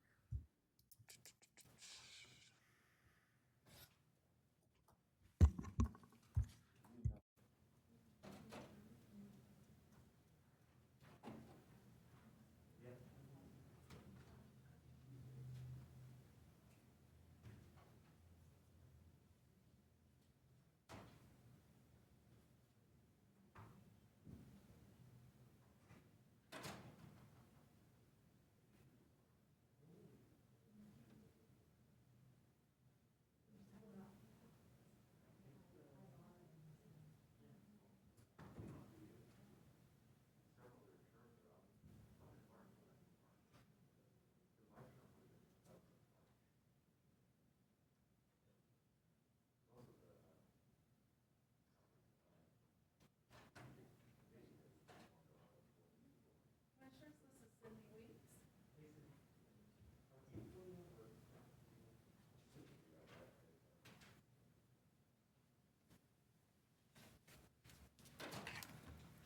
Hey Good Cindy, how are you? afternoon. I'm good. Great, it's great to see you. Thank you for coming to take time to talk to us for a few minutes today about the County Planning Board. Absolutely. And so we have just a few questions. We're asking the same questions to each of the applicants for the Planning Board, and it'll just take a few minutes. And Terry Wells will ask the first question. Hello, thank you for being here with us today. What do you believe your role is as a community volunteer on this board, and what skills and experience will you be able to contribute to this specific board? Thank you, Commissioner Wells. I have served on the County Board of Adjustment for 3 years. I also served on the City Planning Commission for 7 years and chaired it for 2 years. My role in the community for the past 30 years has been developing affordable and mixed income and mixed use housing, which is, of course, as you all know, a great need in the community. And our most recent development in Swannanoa, East Haven, we were able to work really carefully and collaboratively with the planning department on a higher density affordable housing development under the community-oriented development program. So I think they've got a lot of skills as far as planning in the community. I'm dedicated to providing housing for all of our citizens, as well as preserving the environment at the same time. And I think I can bring those skills to the planning board. Thank you. And hi, Cindy. Thank you for being here and for, again, your willingness to serve your community yet again. As you know, our city and county are growing a lot, and we certainly expect our community to grow further in the years to come. So I'm curious what you think about the phrase responsible growth and what responsible growth means to you. Yeah, I was encouraged to apply for this by some members of the community because I know you're embarking on your updated comprehensive plan, and I think you have the RFP out now.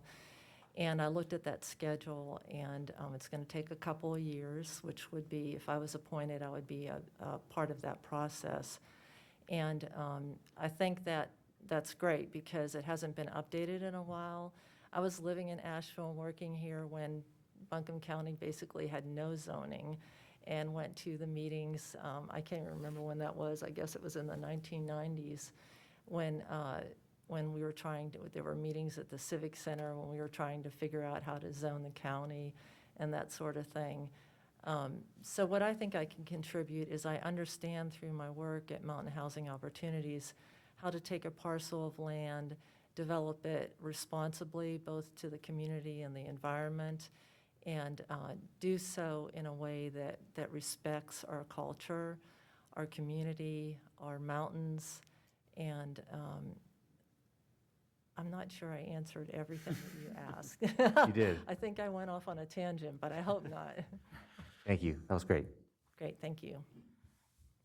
Thank you for your time today and your history of service around these issues. Can you just talk to us about how you approach some of the tough decisions that will no doubt come before this board, and especially when you know some folks are going to walk away unhappy with the conclusion?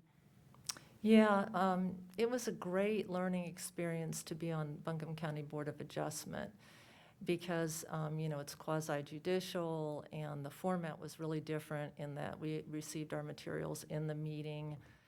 So we didn't have chance to really form an opinion or, have a predetermined course of action ahead of time.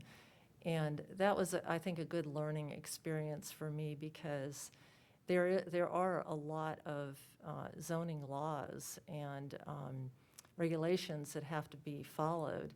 And I can remember many times in that meeting, I was a very active participant and questioner of the applicants.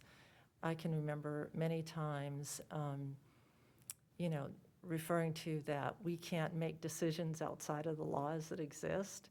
We have to follow the regulations of the zoning code.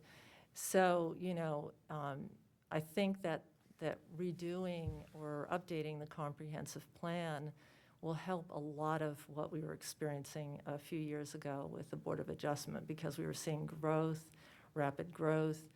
I can remember one project that was in the out near Grassy Branch, that area. It was a beautiful farmland that a developer wanted to turn into a subdivision. And my heart broke about that, but he met all the regulations and I had to vote for it, legally I was required to. But I was able to state my opinion on that I also hurt to see our farmlands be lost and, the growth is demanding new challenges. So I think that I bring a good skill set as being discerning and figuring out what the facts are and helping the community and the folks in attendance to understand the lots of conflicts that we have when we're making those kind of decisions. Thank you. Cindy, what do you see as like the most urgent and highest priority land use policies that where our current policies are not where they need to be? Like, what do you see as the highest priorities for the planning board and the commission to work on together to put into place? What are the top priorities you'd advocate for? I think that I've watched, again, going back to East Haven and Swannanoa, I've watched how the county planning department has carefully figured out ways to develop these kind of almost like urban nodes, but in the outside of the city of Asheville. And that's something I've been thinking about for a really long time. I drive around the county and Swannanoa obviously is a really good one. Out in Fairview near the Bilo where the library and post office is, that's a nice node that could be developed. There's many others throughout the county. And I think that's an urgent need because, when people talk to me about density, everybody's against density. I always tell them with that density, if done right, we can preserve our mountaintops and our rural areas and even some of our farms with conservation easements. Mm-hmm. So I want to see our county be able to serve everyone that needs, housing or a place for their business, but at the same time be careful about preserving our culture and our environment. Great. The last question is just, is there anything else you would like to share with us that you haven't already based on the questions that we've asked already?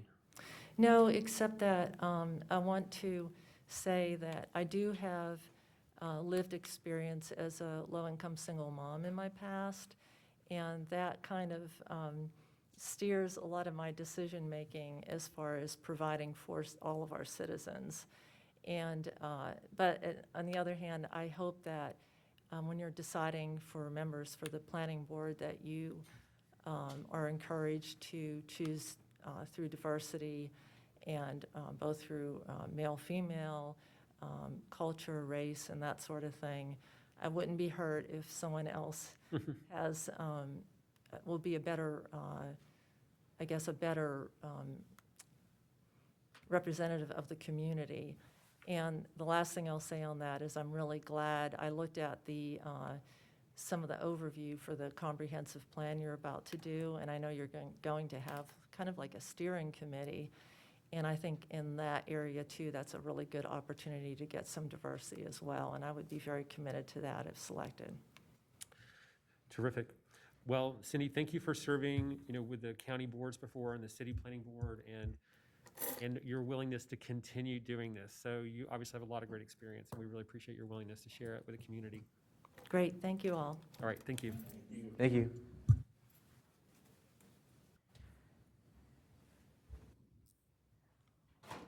Hey, Lamar, I've got another question. I don't suppose you can look up in terms of upcoming vacancies for the Buncombe County Planning Board. I feel like my term was going to end in March of this year, and I think some of my former colleagues probably were too. I think another question on people's minds is that steering committee Cindy just brought up, if that was something the commission would appoint or how that would work. Don't have any knowledge of the steering committee. Okay. I can't give you any answers to that, but I can tell you, the terms for the planning board.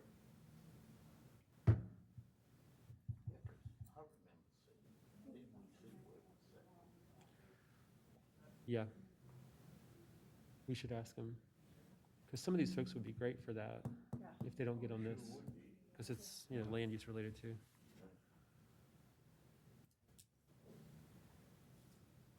I think Stacy said the next person is not quite here yet, so. Okay. We're so efficient. And the last person, James Young, I think we're gonna have to contact him on the phone. It'll be a virtual, phone call. So I'm gonna give you a heads up to that. Okay. Yes, she's withdrawn. Or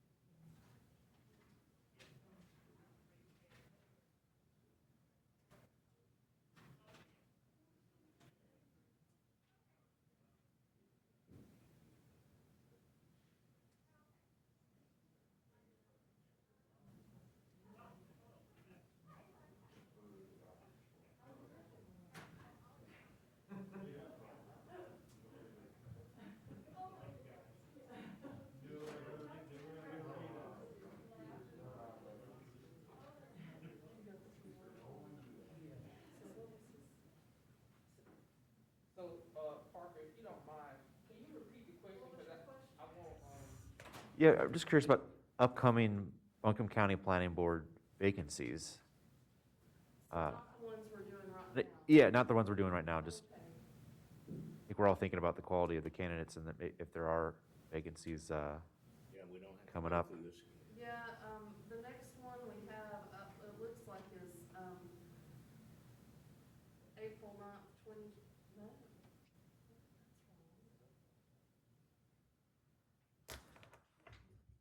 Stacy's gonna get the updated information. I'll get it for you. Okay. I had some discrepancy in information that I saw, so I wanted to make sure that One other thing. Hey, Stacy, have you heard, I don't know there's been any decision made around this, but do you know if the folks who are going to serve on the comprehensive planning steering committee, has that been discussed as something that the commissioners would appoint or the planning staff would appoint, or has that been not decided yet at this time?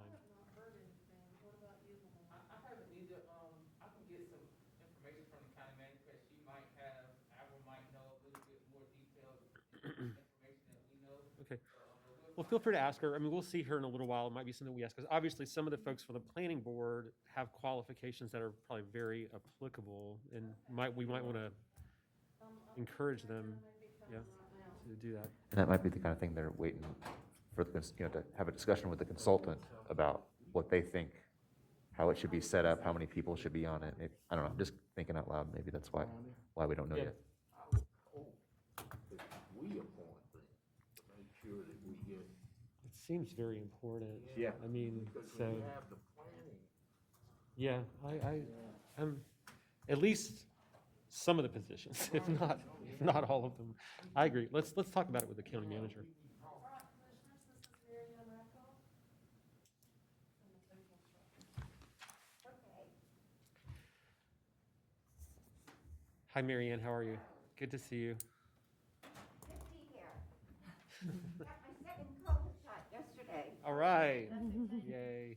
But I have a headache, so if I sound a little cold, you'll know why. No problems. Okay. That's all right. I'd just like to make an introductory statement. Sure, that'd be fine. And then we've got a few questions we're asking each of the applicants. But if you'd like Sure. to, say a few words, that's totally fine. Okay. All right. I'm a retired attorney. I have represented contractors and developers in the past, and of course they want to make money. Nothing wrong with that. They also want predictability and established standards. And I think this is a great opportunity. I know that the county is going to be doing a comprehensive land use development plan.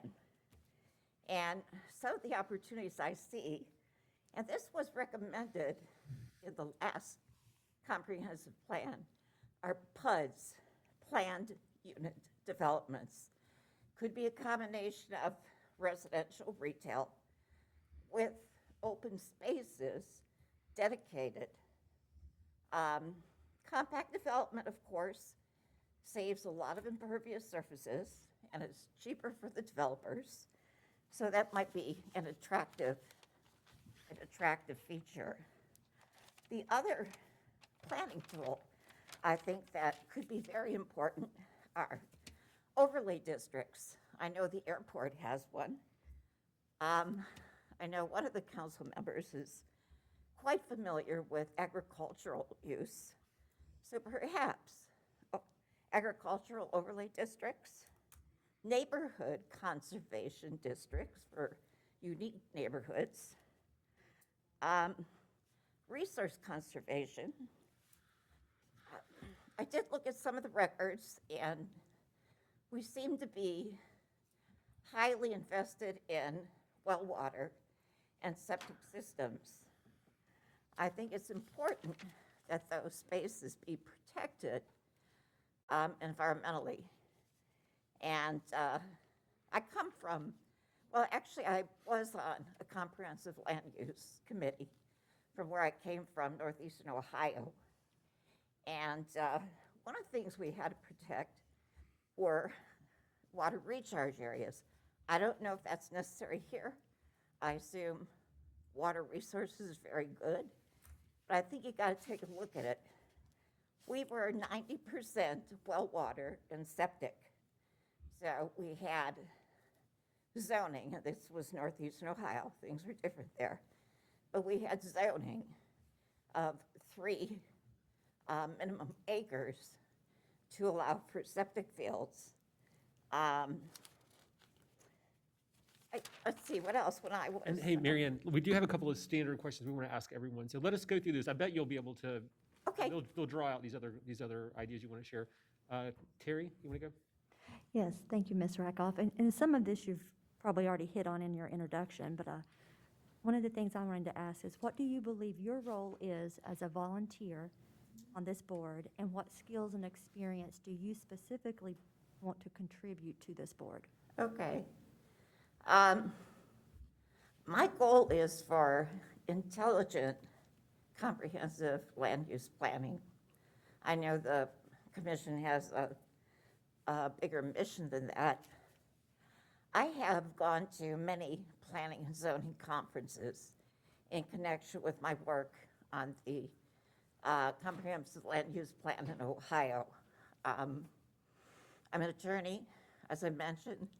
I'm an environmentalist, but I represented contractors and developers. And I think I know what the tugs are there. You know, they want predictability. How can I build what? Let's see, I also was the chair of a watershed committee, and I did that for probably 4 or 5 years, and that was called the Yellow Creek Watershed, and it was the cleanest tributary into the Cuyahoga River, which some of you are too young to recall, but that was the river that caught on fire. So I think my legal skills, understanding, being able to balance interests, community input is, you didn't ask me that, but critical. And we had done a survey out to all of our residents. Here, 10 years later, it'll be so much easier because of the electronic means we have available to us. I understand it's very hard work too. And I'm retired. Hi, Marianne. Thank you for coming and your willingness to serve on this committee. It's good to see you. As you know, our community's growing rapidly. Yes. The city and the county, and we certainly expect it to continue to grow for the years to come. And so I'm curious what you think when you hear the phrase responsible growth and what responsible growth means to you. Responsible growth is growth that's sensitive to the community interests, and as I mentioned, possibly preserving historical areas, agricultural areas. But there's also maybe a higher standard that people won't think of, and that is preserving our resources, protecting our waterways from stormwater runoff. We've got big issues with steep slopes. I think our riparian setbacks, I know it's 15 feet, but if you do the carrot and the stick thing, perhaps you can give points to developers to have 50-foot setbacks in riparian areas. I hope that answered it. Thank you. Hi, thanks for your time today. You've spoken to this in some ways so far, but could you just walk us through some of the ways you approach making a really tough decision where you know some folks will walk away unhappy with the result? I'm sorry, what's the last part? Sure, just a tough decision when you know some people will walk away unhappy with the result. Just what are some? Well, the judge I most admired when I was practicing law said, when I make a decision, and I know some people are dissatisfied and some people are satisfied, I know I made a good decision. You're just not going to please everyone. You have to look at the mission statement, comprehensive plan, zoning regulations, and try to be creative. Thank you. Marianne, are there any other things you'd like to share with us that we haven't already covered through the previous questions and some of the remarks that you made at the beginning? Well, I mentioned the overlay districts. I think that's important. I did look at some of the data, and I looked at the 2013 comprehensive plan. They did recommend PUDs. I don't know if those have been used or not. Our population is, centralized. We've got to worry about all those areas all around, like, you know, a giant necklace around the county center, and look at things like preserving water quality, preventing or reducing stormwater runoff.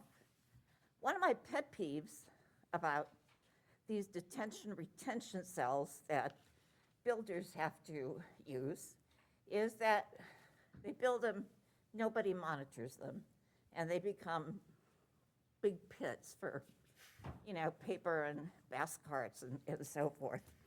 I would like to mention that our planning director is looking at Chapel Hill for affordable housing. And apparently, they've been successful. I don't know what the state restraints are, but, you know, affordable housing is another really important concern. And that may be a model. Marianne, thank you so much for coming to talk to us this afternoon and for your interest in serving on the planning board. We really appreciate it. And our intention is to make the decisions around the appointments to the planning board at our meeting this evening. So stay tuned, okay? Oh, this evening? Yes, that's right. Did you say employment? I'm sorry, what? You said employment. Appointment.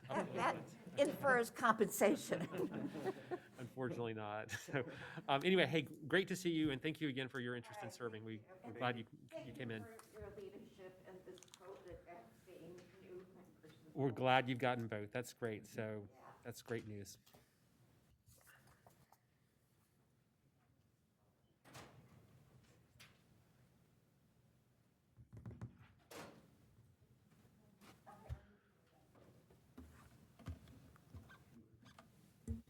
All right, we have one more.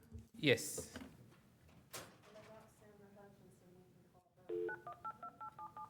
Oh, we do.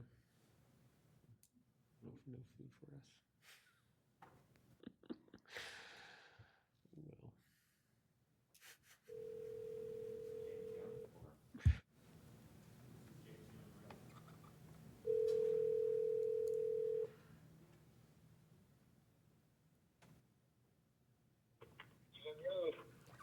Hey, Mr. Young, this is Lamar from the Commissioner's Office. Are you available? Hey, Lamar. Hey, are you available to do the interview over the phone? Yes, and I apologize for having to do it over the phone, but I'm just coming out of a doctor's appointment to have a trial. But I certainly can do it. Okay. I think they're ready. Can y'all hear him well? Yeah, I'm trying to speak clearly. And hey, Mr. Young, thank you for taking time to talk to us. We're just asking all the applicants a few questions, and Commissioner Terry Wells will ask the first question. Hello, Yeah, Mr. I'm Young. having a little hard time hearing you, and My mic wasn't on.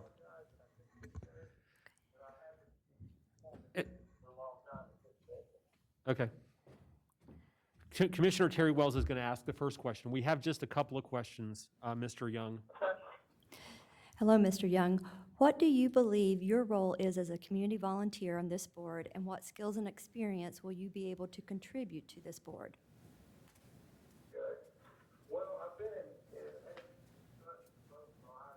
sat on the board previously. I worked for Illinois Construction and worked in the county a lot. We just finished doing the admin building. I'm a project director with the company, and I've got about 13 projects I'm over. And, you know, we're currently finished, we're working to finish the courthouse this summer along with the jail exterior repairs. I was involved with the East Asheville Library, and currently I've been involved up at AB Tech for a number of years. I've done a lot of work with the county. I was the project executive on the courthouse when it was renovated. So I've got a lot of construction knowledge, and I think that knowledge transfers well in that I'm used to dealing, and I deal a lot with all the architects, engineers, and design consultants, you know, in the region, especially around in Buncombe County. They know me, I know them. And, you know, a lot of my time is spent not only, I'm kind of the 30,000 foot guy when it goes to going out on the project, because I've got project managers and superintendents that work for me. But a lot of my time spent with, we do a lot of CM at risk, which most of the, well, all of the projects done with the county or doing with the county are CM at risk, and that involves dealing with the owner, dealing with the entire design team, from the architect, the structural engineers, the civil engineer, and all the other design consultants as far as on the MEP side. So I've got a lot of experience at that, and when there's a lot of aspects, obviously, to the planning board, but one of the aspects is when you have a developer coming in trying to get, our recommendation for you folks to approve. There's a lot of drawings involved there. Typically, a lot of the folks on the planning board, everybody has their strengths and weaknesses, but that's what I do day in and day out, is review drawings and look at drawings and look at what kind of impact that any given development or project could have to do on the environment. The people that's already invested in the neighborhood or in an area, and if there's anything that I see, on typically it would be at the early stage would be the preliminary civil drawings, and I literally every project we do for you and other folks using the CM delivery method, I typically go through, and it's one of my many jobs is review the documents at the DD phase, the SD phase, and the CD phase, and make recommendations as far as conflict resolution, navigational clarity, possible VE items. So, this is pretty much in my wheelhouse. Mm-hmm. That's probably the biggest thing I could bring to the board. Okay. Thank you, Mr. Young. Parker Sloan's got the next question. Hey, Mr. Young, thank you for being here. I want to ask you a question. Well, I'm not there. I wish I could be, and I apologize. Not a problem. I want to ask you a question about growth and your philosophy around growth. As you know, our community is growing a lot, and we expect it to continue to grow for years to come. When you hear the phrase responsible growth, what does that mean to you? Well, you're exactly right. And being in the industry I'm in, I'm glad that we're having growth, but you can't have unmanaged growth. It needs to be responsible growth, like you said. And what that means is, number one, the two biggest things in my mind would be, short-term wise, is looking at any environmental impact, and also the impacts on the people that have already, invested themselves in the surrounding property. What impact, either positive or negative, that's going to have. Long-term wise, a lot of it really goes back to the zoning and things like that. But there's a lot of impact that the planning board can have when they're reviewing any given project, and whether either recommending it for approval or not recommending it for approval. But I live in Weaverville. I'm originally from Barnesville. I've been back in Buncombe County for 32 years now, and I got a lot invested in here. I'm a taxpayer, obviously, as we all are. But as a group and as a community and as a county, we've got to be smart in trying to direct any projects or collectively projects and types of projects, in areas where they fit, number one, and they don't cause a lot of environmental harm or anything like that. And again, taking the human factor into account as far as people that's already in that community and can have to live with any project. Okay, thank you. That's a great answer. Thank you, sir. Hey, Mr. Young, this is Brownie Newman. Another question is just, you think about the planning board, part of the job is to review, subdivision plans and things like that. And obviously you got a lot of great experience in plan review. They also work with the planning staff on looking at new land use policies. We're going to be doing a new comprehensive plan.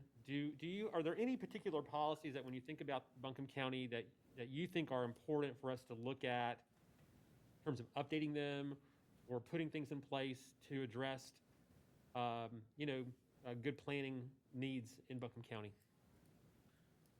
Well, I think the zoning that we have in place is a good first step, but I think, as far as,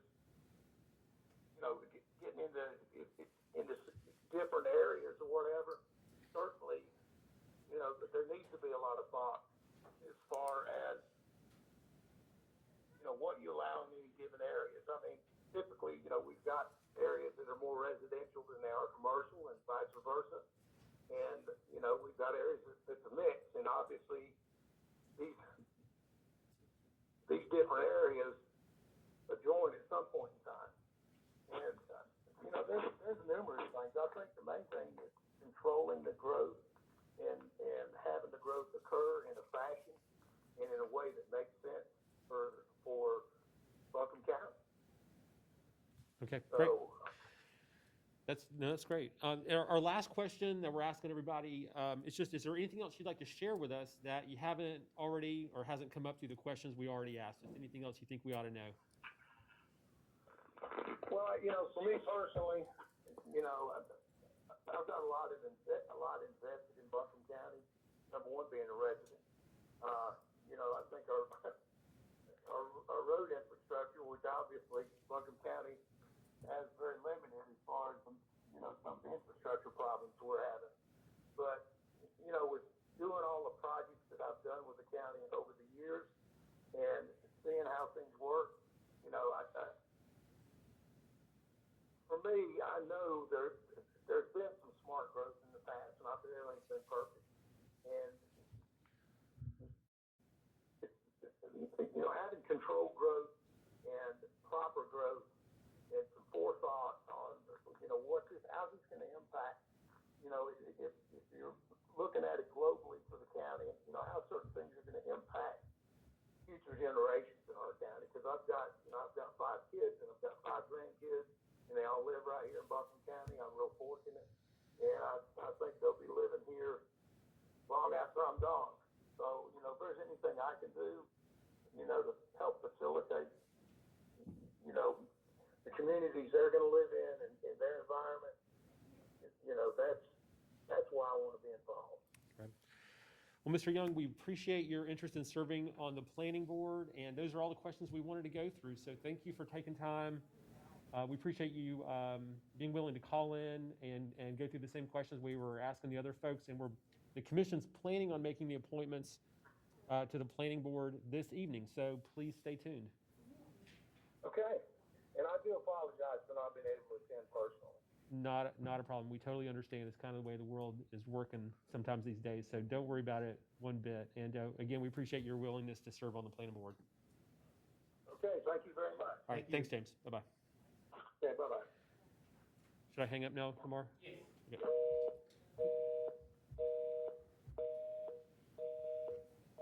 Should be a big phone looking button. There you go. Now, I think Stacy, I want to just clarify how you want to handle this. I think she got in contact with Ms. Sandra Hutchinson. Hutchinson. Do you want to try to call? I know we're running close to time, but you tell me what we need to do. I think she's available for a phone call if y'all want to do that. We are going to run into our 3 o'clock meeting. I think when I look at the agenda for that, I do think we'll probably be able to get through that. If we start a few minutes late, it's probably okay. So I'm happy to go ahead and have her do a phone interview. Is that agreeable to everybody? If you think we'll get through the agenda, yeah. I think we will. Yeah, It's if we. I can get up here and make the call real quick. on Sure. the phone. That's okay. I do want to take a short break before we start the 3 o'clock meeting. Sorry, I couldn't hear. Is there going to be a break in between? Yeah, we'd like to take just a short break before we start 3 o'clock.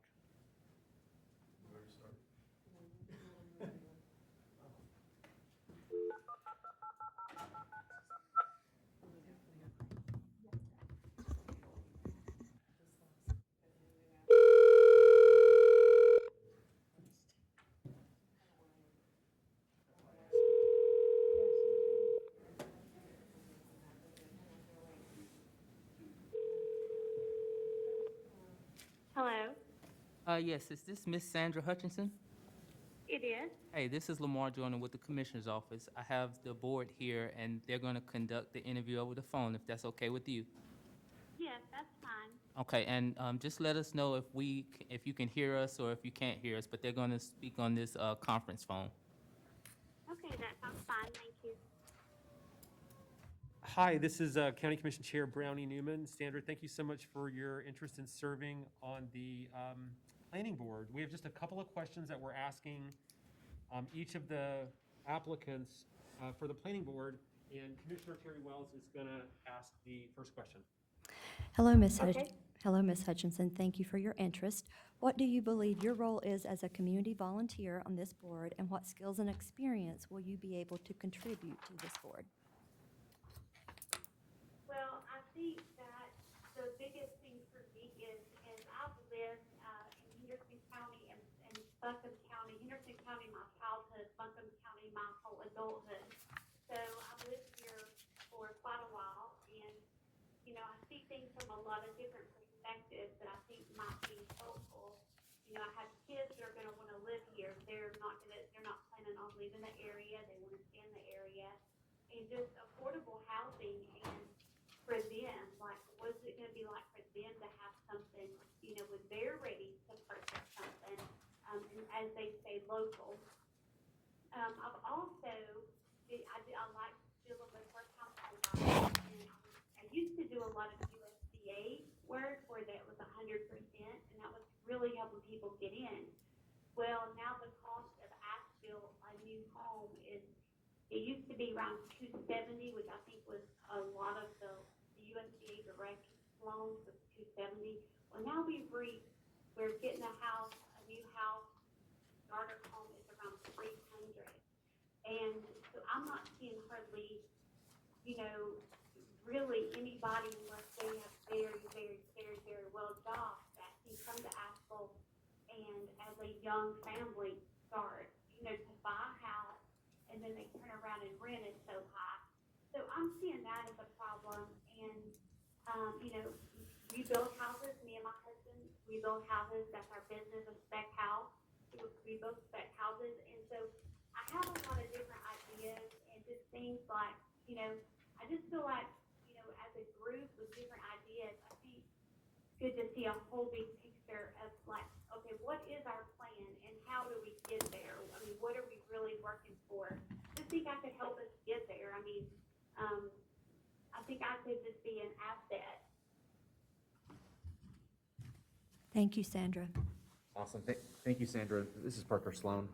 I'm going to ask you a question about growth and your philosophy on growth. As you know, since you've lived here for a long time, the community continues to grow, and we certainly expect it to grow for many years to come.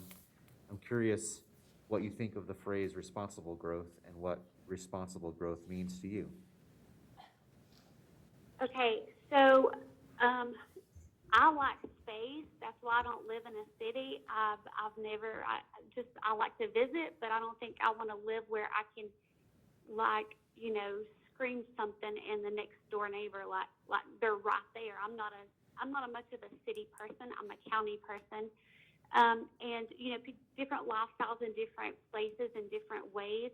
I just think that maybe when you do have, I think that was the whole program that USDA started in the beginning, that the program possibly, we've got a lot of land in a lot of different areas. And if we could, one of the problems I'm seeing is, okay, so it used to be you take this big piece of land and you split it up and you were able to put houses on it. Well, there's been a lot of things that changed where now builders don't want those big pieces of land because of problems that come with that. But if we could come to an agreement that was a win-win for the county, the builders, the real estate problem, the first-time home buyers, if we could get farther out in the country, move out, a little more Leicester, that really not that many people want to live, what they call sandy mush.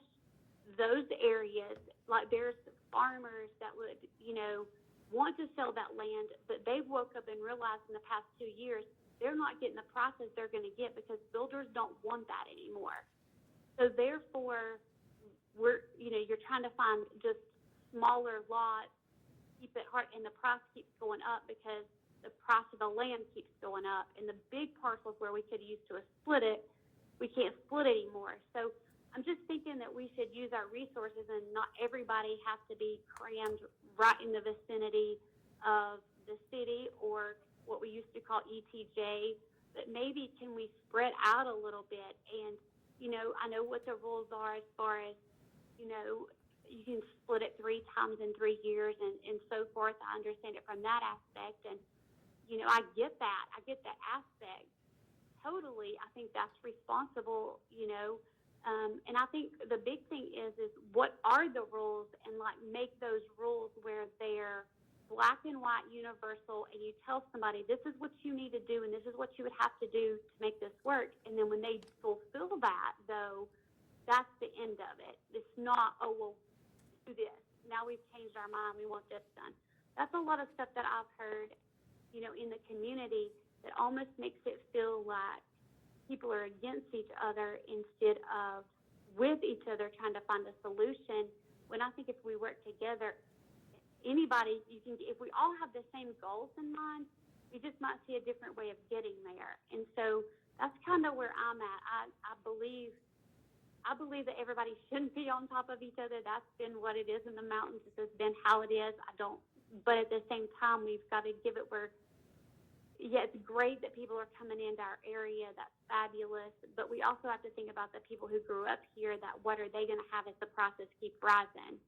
So I'm seeing it a lot of different areas. I mean, I should be saying, yay, I'm building these houses and I'm a real estate agent. Yay, look at all this. The prices go up, I get more commission. But that's not really how I feel about it. I think, if I'm looking for the future, I plan to live here and I've been here. It's my home. So I hope I answered your question. Yeah. Kind of, what I'm thinking. You did, thank you.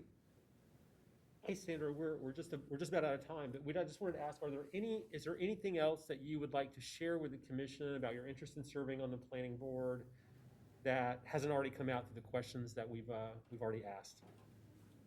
No, I mean, I would just like to help in any way. Like if you guys say, well, this is I'm a very, very good, I guess my best attribute is I think there's a way to always get along. I don't feel like there's people really that you just can't work with. I think that anything is workable. I think if you can find out, okay, is there a common goal that everybody wants? I'm a problem solver. It's a challenge for me to be like, okay, well, how about this idea? I like to find ways I know you can't make everybody happy, but try to make ways for people to feel like, we're all in this together. We're really out for the bigger good and really meet in the middle where it's a good situation. I don't know how to explain it. Like, for instance, if I go pull a permit up at the Buncombe County for a house and I'm like, hi, Gary McKinney, how are you? And I know he just left. There's almost a camaraderie. And I think in Buncombe County, I think we need some camaraderie, honestly. I think that we need everybody to be I know that everybody else is fighting around us, but I just feel like we need to come together and see what we can do for the people. And honestly, I would do anything that was asked of me to get to whatever goal. And I don't see too many. I'm not one of those people that sees too many gates. I see well, why not this or what? I'm a good problem solver, taking nothing and making something. That's kind of me, and I don't mean to go on. I hope it's kind of hard not face to face, but that's kind of my ideas that I was thinking is just work hard and let's see what we can do, Well, no, we really appreciate it. We appreciate all your answers to each of the questions that we had and your willingness to serve on the planning board, and you bring some great experience to the table. So thank you so much for talking to us this afternoon. The commissioners are planning on making the appointments to this board this evening. So please stay tuned, and we'll be in touch with where we go with these decisions. And thank you again for taking time to talk to us today. Okay, thanks a lot. Will that be by email or phone? I'm going to ask that question to our clerk. How do we follow up with the candidates? We send a confirmation email to the individuals He'll- that are selected. He said that we will send you an email to let you know how the commission votes tonight, and we'll go from there. Okay, and how many people is actually like, and how many spots are there, and how many people is Yep. actually trying There's to get three. in? There's 3 positions that we're appointing, and I think we've got 6 or 7 candidates. So yeah, that's the number of people that we're looking at for tonight. There will be other There will be other positions that come open on the planning board in the future as well, but those are the ones we're deciding tonight. Okay, all right, thank you so much. Hey, thank you so much. Bye bye. All right, bye. All right, commissioners, thank you all. Let's take a 7-minute break, so we start at 3:15. Okay.